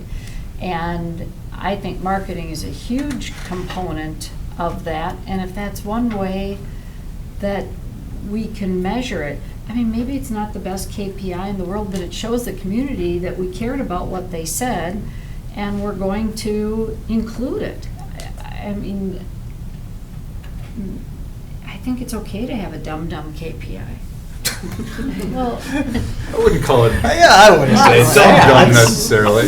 Well, you know what I mean, an Yeah. unmeasurable, unvalidated KPI. Well, and I think, you know, I mean, there is a reference, and Katie had explained I think the reference of how she got there. I think, again, when we're talking about like what does this mean and what can we send, I think when we get to the next meeting, when we're looking at like what is the work being done to achieve, you know, the 1 year goal, and you look at what that actual initiative step diagram from where we are right now to that desired state at the end of the year, I think that's going to provide a lot of context and some conversation for the next time. Because again, the initiatives that we're working through, so like improving external communication, you know, these are kind of 1 to 3 year process improvements that need to be made off the start. When we're looking at our KPIs, we're looking at that 5 year period of time.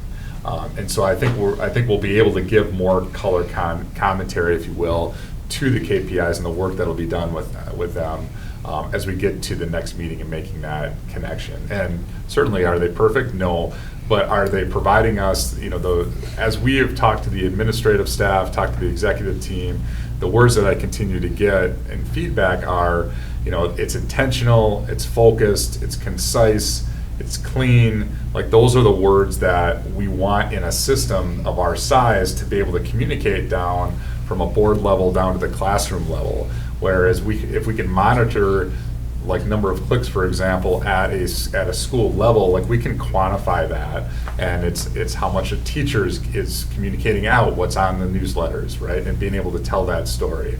And so it's some of this is the simplicity is difficult in such a complex system, but I think it's necessary for us to be able to just pick something, right, and pick in areas that we need to be able to focus on as we move forward. So I appreciate all the feedback tonight, and that's what's helping us be able to do the refinement, because we also have school starting September 1st, and we've got professional development as we're working through our initiative plans with our teams, and we want to make sure that we've got some clean targets as we start the year.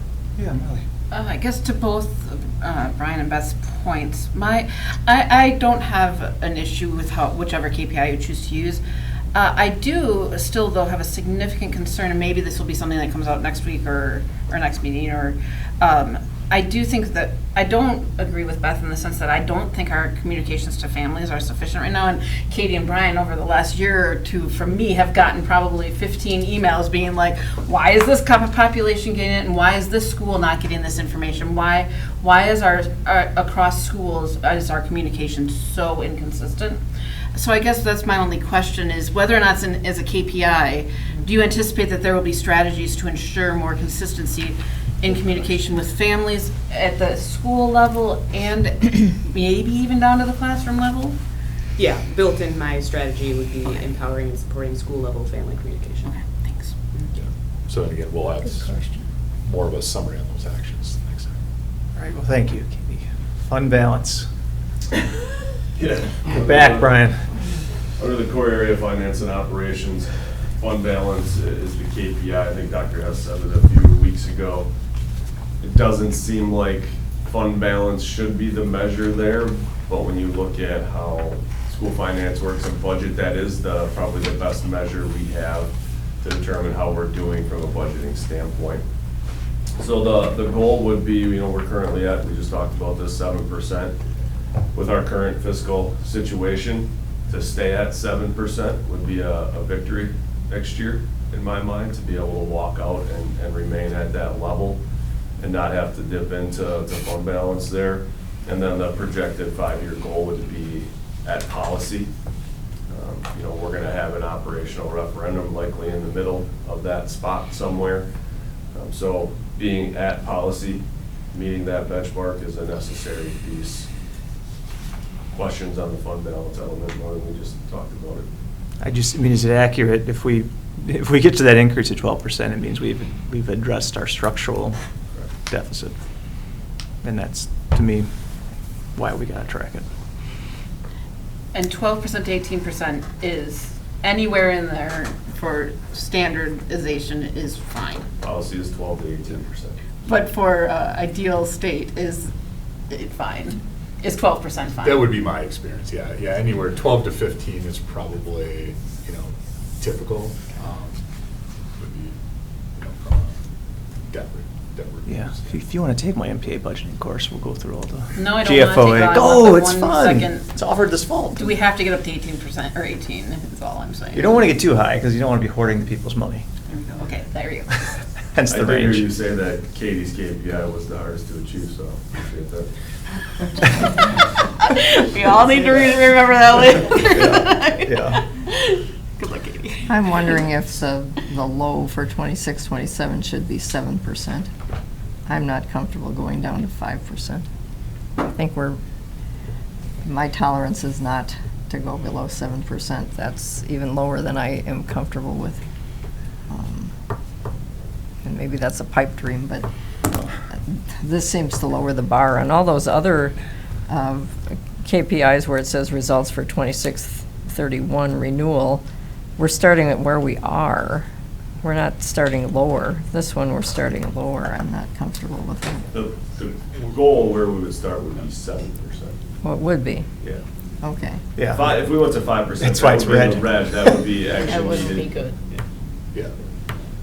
Okay. So, and again, I think that's just a reflection of current state. Like, we certainly would like to get to 12% quickly, but I think have to live in our reality of what our plans are to be able to move forward. So, if there's no other questions about the KPIs, again, part of what you'll get at the next meeting is going to be the initiatives that we work through. So we've prioritized 4 initiatives, which will define our action steps as we move forward on this strategic plan. So you'll notice that not every KPI has an initiative that's attached to it, that these are the top 4 initiatives that we believe will move all of the KPIs forward. So it's not a one-for-one type of exercise. Now, with that said, that's at the board level, and that's what we'll be tracking from an initiative. And each initiative will have a set of strategies, and those strategies will all have actions. And so that's what we're working off of from an action planning document. Now, if you take Sabrina, for example, Sabrina will have her own initiatives that she's working through with herself and her department that will be specifically targeting that staff retention. It just doesn't necessarily show up at the district level. So similar to other KPIs that we talked about, maybe with career and technical education, they'd be measured in the system, but just not necessarily at this high level. So I provided an example for you for Brian's step diagram, again, current state to desired state. Dr. Coleman earlier tonight articulated what he had for instructional resources, but I wanted to just provide you with an example of the format. And this is an important transition for us from a system standpoint, because we haven't previously had a way to systemically organize our work on a similar looking document between our district action plans and our building action plans, and how those are going to be set. And so what we're launching this year is our strategic framework, which again has our 10-year priority statements and our 5-year vision, mission, values, and goals on it. Our plan on a page, which articulates what ranges we're shooting for next year, and the district initiatives. The school version of this will have 3 initiatives for the school plan on a page, and then each of the initiatives then will have a step diagram. And again, these will be the documents that will be publicly facing, and that articulates what strategies we're working on, and then what our current state is, which again, I think part of my takeaway from tonight's conversation is it's very important for us to ground ourselves in our current state on these initiatives, to really be set with where we are right now and what our work needs to be. And then we have month by month essentially a summary of the action steps that are going to be taken month to month to be able to achieve that desired state. So we're moving from where we are starting in July, and then the work that's done August through next July to get to that desired state. And that's a 12-month, a 1-year run at the action plans that we're working on. Internally facing, to organize our teams, we have a more detailed action planning document that has who's responsible, when, what the deadlines are, what definition of complete looks like. That's our internal documents that we're working through. Our executive team is monitoring our action plans on those 4 initiatives. Our executive team is monitoring on a weekly basis to make sure that we're keeping track and hitting our marks for the work that needs to be done. And our buildings will be doing the same thing on those action plans. So what I want to just emphasize for you is that to the point of how are we communicating the work that's being done. It's one thing to say, all right, this is what our aspirations are, here's what our metrics are, that's fine. When people are asking the work that's being done, what I need all board members to help in the storytelling is take a look at that step diagram. Like, that's the work that we can expect to be done on a monthly basis in a summary of these actions. So when you go and do your site visits, or if you're coming to talk to some department heads, like, you can ask for this step diagram and they'll be able to pull out and say, here's the work that we've been doing throughout the year. And what I would anticipate from a reporting standpoint, we'll talk about this a little bit more at the next meeting too, is as we move on probably a quarterly basis, having the directors who are in charge of these initiatives come up and use this sheet as a guide and just provide a summary of what's happened over the last 3 months and what are we projecting over the next 3 months, to be able to just give our staff and our community an opportunity to look inside to see what those actions are. So try to provide some, an overview of what that is. Brian put together his reduction of the operational expenses as we thought that was appropriate for tonight's budget conversations, just to give you a sample of what that would look like. So overall, when we're done with all of this and we get approval at our next meeting, what we'll have is our strategic framework, which will be our 10 and 5-year goals, our plan on a page, which will be our 1-year goals and initiatives. So that would be the beginning parts of our strategic plan. And then we would have 4 of these sheets that would be our initiative step diagrams that would define what our actions, summary of actions are on our 4 initiatives. So that would be when somebody would ask what our strategic plan is, what that document is, that's what we would present for them. It's very important from a board standpoint that we, and this is a new language for everyone, so we're working through it, but it's very important from a board standpoint that we're working through the storytelling behind this, and that we understand where we're headed, what our current states are, what these action plans are, because that's going to ground us in our decision making as we're, again, going to make some difficult decisions in staffing and budgeting as we're moving forward. We want to make sure that we understand that there's a comprehensive plan from a district standpoint on how we're moving the district forward on these top initiatives.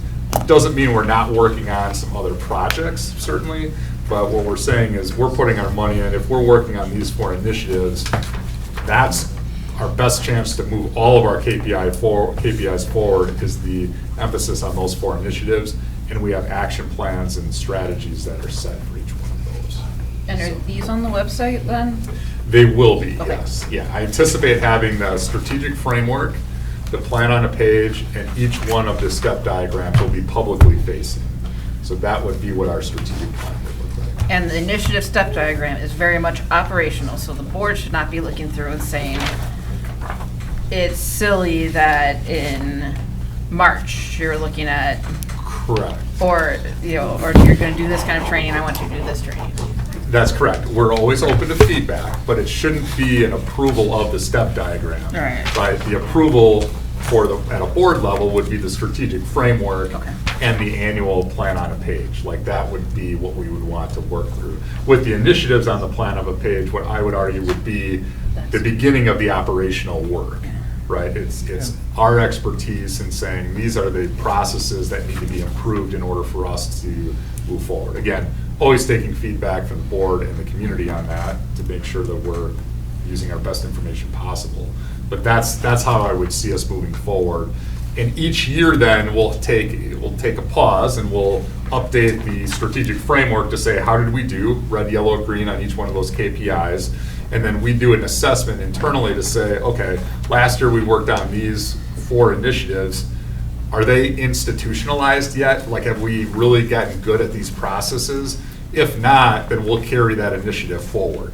So there might be an initiative that might carry for 2 to 3 years until we refine it to get it institutionalized. And at that point, then we would retire that one, meaning that we would continue to do it, but we wouldn't have to focus on it as a district initiative, and we would roll likely something else in. So I anticipate having 3 to 4 initiatives system-wide that we're working on continually.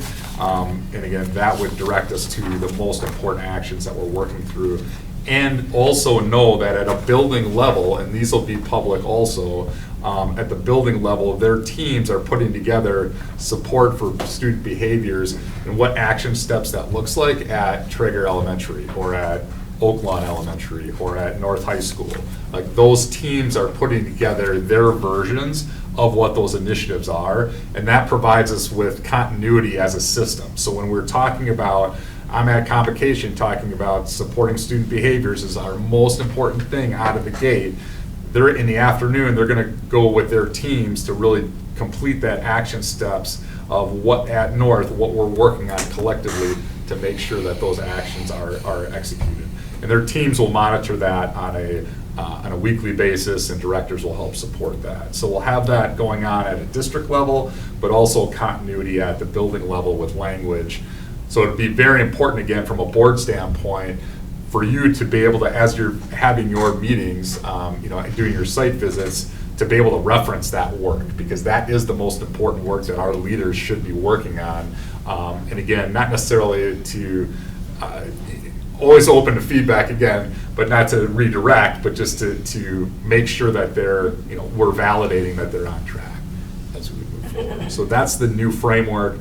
I'm excited about it because I think it provides us for just a much better structure from the boardroom down to the classroom, and for every employee to be able to see what impact they can make from their seat. So if I'm a third grade teacher, or if I'm a paraprofessional, or if I'm a custodian, how can I contribute in some way to these initiatives? And I can set that action plan out for the entire year and be able to hit my marks as we go. So. I love it. Thank you. So Yes, one- Tim. One suggestion I would have. I'm fearful that this initiative step diagram is going to be similar to, we had the equity plan, and we had a list of all these tasks that we were going to accomplish. And at the end of the day, I think we accomplished all the tasks, but we didn't actually see a change in the outcomes that we were necessarily looking for. Now, maybe this year it's different, I don't know, but when we were evaluating it at the time. And so again, I think I've always suggested to you, Brian, that I would challenge you to try to find in some of these key performance indicators, are there metrics that you can evaluate interim during the time frame? So like, if we're doing growth scores, that's iReady, we have access to that data at any point in time, we can do that. If we're gonna go with the clicks, Katie could do an average click after the first quarter, after the second. I don't know what it is for each of them, but just having a list of items that we're going to accomplish doesn't guarantee us that we're actually seeing and the outcome that we're hoping to achieve. And again, I don't like being surprised, so I'd rather see that right away. Oh, it doesn't look like we're getting there on this one yet. So I challenge you to try to find measures that you can use in an interim, so this isn't just an end of the year splash. I second that, and I hope those quarterly updates, that would be the. Yeah, that's the sense. So looking under the hood would be, as Brian's looking at reducing operational expenses, the challenge to him and his team as he's working through these action steps after the first quarter, how do we know we're making progress, right? Like, what does that look like? What are we looking at year to date, or what are our projections, or things that we had solved? So those would be things that we would want to develop within the departments. And from a board standpoint, again, the quarterly updates are an opportunity for you to be able to get feedback from. So we had these actions planned.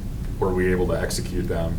And if so, great. Like, what results are we seeing, or what do we anticipate? So that would be the check-in. That stuff will just be occurring internally, right? And as we would progress, because we have to balance, like, what are we looking at publicly, what are we looking at internally, because there's 1,000 different measures that you could do for really any one of these. So we'll refine it as we go, but really good feedback, because that's going to help drive our teams as we're using some of our internal monitoring tools. So appreciate that. Well, thank you. On to the consent agenda. So just before we wrap that up, so I just want to make sure I got some clarification. So for growth scores, are we good with 1 through 8 coming back? Because I'd like to be able to just establish that as we're moving forward. Can you live with that, Tim? 1 through 8 is fine. I don't understand what the target is there. And if I look at where we're at and where we're going, we have seen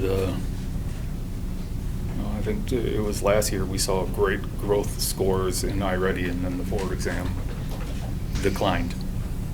Yeah. So I think there needs to be more work, but that's a question of what is the data that's being demonstrated to say this is the right goal. Okay. But so we're good with 1 through 8. whether it's 1 through 8, I don't care. Okay. All right. So we'll modify that for 1 through 8, and then the expectation for the next meeting then would be gathering research rationale, again, capturing that, getting that as part of the staff report that we provide, and and providing the step diagrams that will be 4 step diagrams that will outline the actions on the initiatives. Like that's what we would present for you to be able to look at, consider, and then look at approval, and the approval would be the strategic framework and the plan on the page. Yeah. As we. Yeah, and I think some of those research pieces, the earlier the better. Sure. If possible. Okay. Yeah, we will be able to do that as part of the weekly. Okay. Excellent. I don't know if it has to be for the approval of these or not, but I think at some point I would appreciate talking points or whatever for things that did not become KPIs. Like the one that keeps coming up to me is something related to career technical education, and I don't have a good I believe and I know that we have great people working on it. Yeah. I just don't have a great answer for saying. And then I don't really know exactly what I'm looking for, but I think that is going to be something that we are going to be asked a lot about, and I think there might be a few others out there, Yeah. maybe even related to like student behaviors that, it's not a KPI, but it is something that, so, Yeah. any help in helping us. And that, the career one, we talked pretty in-depth last meeting about that too, so I Yeah, know he's know, got yeah. some stuff. And I know, it's come up, I know it came up last time, and I think it'll come up again, so. Yeah. Came up at the listening session tonight too, so. Okay. Yeah, and as we gather those points, I can provide a point of reference. I think part of what that tells me is that the board or the community is asking for communication, like on those types of measures. That's an important part of the education that we do. So that to me would also be something that we could put into our external communications as points of emphasis as we move forward. So it might help drive our content. They do put out an amazing CTE newsletter. Yeah. Like, for the people who get it, it's neat. Yeah, so making sure that that's part of our larger, larger communications. All right. Anything else? I think we have our directions. All right. Thank you, I appreciate it. Excellent. No, thank you all. All right, the consent agenda. So we've gotten all the background materials on each item, or it's been discussed at our previous meeting. We'll act upon this with one vote, without discussion. Anybody wants to pull anything, it'll be pulled out. We don't have to vote on that separately. So move. Anybody want to No, remove one I'd like first? to Oh, sorry. remove number 1, please. Okay, any other ones? I want to remove number 3. Number 3. Is that the last one? Okay. All right, so the consent agenda is just number 2. So move. Second. Who was second? Beth? Yes. Tim. Okay. Herzog. Aye. Hess. Aye. Smithley. Aye. Wolf. Aye. Wright. Wyman. Aye. Ford. Aye. Consent resolution carries. All right, the next item that was pulled is the minutes of the June 24th, 2026 regular board meeting. Can I get a motion? So moved. Herzog motioned, second? Second. Wolf seconded. I'm so sorry, I didn't hear the second. Wolf. The reason I asked for this one to be pulled was there was something that was confusing to me on this. It's on page 3 of the minutes. It's under board governance goals. It says 3 quantitative of qualitative goals. I don't know what that means. Quantitative, should say, or qualitative. Well, and then the next line says the board agreed there should be 4 goals. So I'm wondering if the line above that should read quantitative/qualitative goals and then move on. But as that line is written, it's confusing to me. It doesn't make sense. Take a look at it. 3 quantitative of qualitative goals. Because that was, this is just referencing back to our policy. Yeah, I think it's supposed to be for sure 3. I mean, I think it was ideally 3 or 4 quantitative or qualitative goals. Well, I'm not sure we even need a number in that line, but as written to me, it's confusing. Good catch. Because we ended up with 4 goals, so it doesn't make sense to me to have 3 in that line. Just trying to find it, I'm sorry, my eyes are barely working.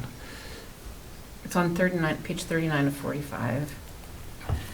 The heading was taken from the agenda that was presented for the board self-eval. Oh, here we So go. that's why the heading is Correct. exactly Yeah. what it is. Yes. But then 4 goals were decided during the meeting. Yep, we had asked to develop 3 quantitative or qualitative goals consistent with our policy, but at the meeting, the board asked to do 4, so we landed on. So we should modify the minutes to reflect that. So I guess we can just take out that line, right, 3 quantitative or qualitative goals, and just leave it at the board agreed that there should be 4 goals. Does that work for everyone? I'm fine with that. So I wasn't there. I watched the video. It seems to reflect it, but I'm going to vote present because I Fair wasn't enough. there. Okay. So ready for the vote? So do you want me to Yes. amend? Present. Yeah, I guess we should make a motion to amend it. Okay, so I move to amend the minutes to remove that line. I'm going to lose power here. On board governance goals on page 3, remove the line 3 quantitative or qualitative goals. Motion by Herzog, second by, I can second. Ollie. any more discussion? Nope. Hess, Present. Smithley, Aye. Wolf, Aye. Wright, I'm sorry about that, Wyman, Aye. Ford, Aye. Herzog. Aye. Motion carries. All right, now we got to pass the actual motion, right? And we have it on the floor, so you can call the roll. Yes, hold on 1 second. Okay, Smithley, Aye. Wolf, Aye. Wyman, Aye. Ford, Aye. Herzog, Aye. Hess. Present. All right, Resolution carries. the next item is CISA 6 contract for 26-27. Do I have a motion? So moved. Second. Second. All right, Hess and Wyman. Discussion. So I pulled this just because I had a couple people call me and ask about this, and I would just like somebody who's more knowledgeable than me. I can give an answer, but I think even with the Fund 80 thing on the SROs, I was wrong. So can somebody just define the majority of this is itinerant services? Just give a bunch of examples of what that means, what we're paying for from CISA 6. That was some of that's yours, I believe, right there, services.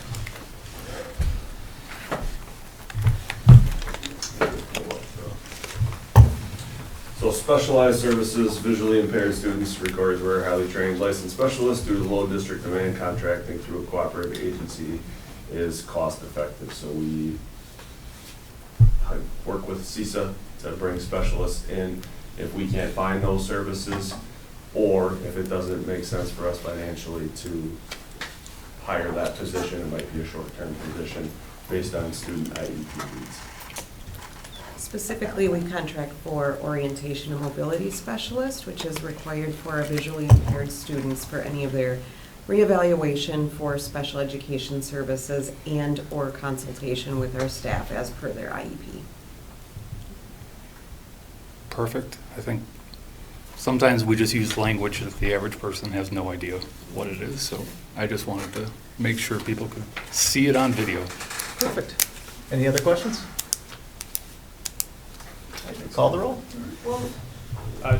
Wyman, Aye. Ford, Aye. Herzog. Aye. Hess. Aye. Smithley. Aye. Resolution carries. All right, we have no individually considered resolutions. On a request for future agenda items, there was one thing I was hoping that maybe policy could get in the pipeline, was just 2000, well, no, our artificial intelligence, this has come up a couple times, the artificial intelligence policy 7540.08. We last looked at it 2024. Things have just been changing so quickly. At some point, it's probably healthy to look at it again. I believe that's one that's already with Brian from the last. Okay. Correct. Yeah, so it should come, I'm guessing, before the end, well, in the next couple of months. Okay. Probably before December, because I think we have our next Yeah, it's in update. the hopper. Excellent. And he was very aware that we needed to intentionally look at it. Sorry, I've been teaching a summer course that is scaring the heck out of me. And Ah, well. Large, it's one of our staff training, PD trainings is AI. Excellent, excellent. Anyone else have any items there? For announcements, I'm sorry, I'll be quick here, but a couple of quick things. It's time to pick our schools that are our adopted schools for our visits. Sherry sent us all a spreadsheet at 6:20 today, so please take a look there and fill out those schools that you want to have on your visit list.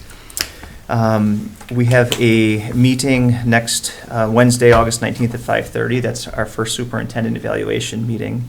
At that meeting, Brian's going to share some insights that he's gained through his self-reflection process. He'll share some of his proposed goals for the next year and how they relate back to our district KPIs. And the real goal of that meeting is to have a conversation where we give some feedback on those goals. And I guess I want to reiterate too, I know last year we did the formal evaluation that followed up with a letter back in January, and we're still going to do something like that, but that'll be in December this year. That was one of the requests people made at the meeting last year. I just want to make people understand that we're just kicking off this new process next Wednesday. Anything to add on that, or? No. I know Brian's already been filling in that stuff on Frontline, which is cool. Does our our consultant, will he be at that meeting, or is that? He will not be. It'll just be us talking to Brian. Okay. And then August 20th, the Policy and Governance meeting, just want to point out that that's one where I believe, Molly, you're going to have a whole bunch of cool things on there, including community board members and... No, not community board members. No, okay. But it is where we will be having discussion of the reformatted committees. Okay. We decided to hold on community board Okay. members to make sure we give enough time for people to discuss and think through. Okay.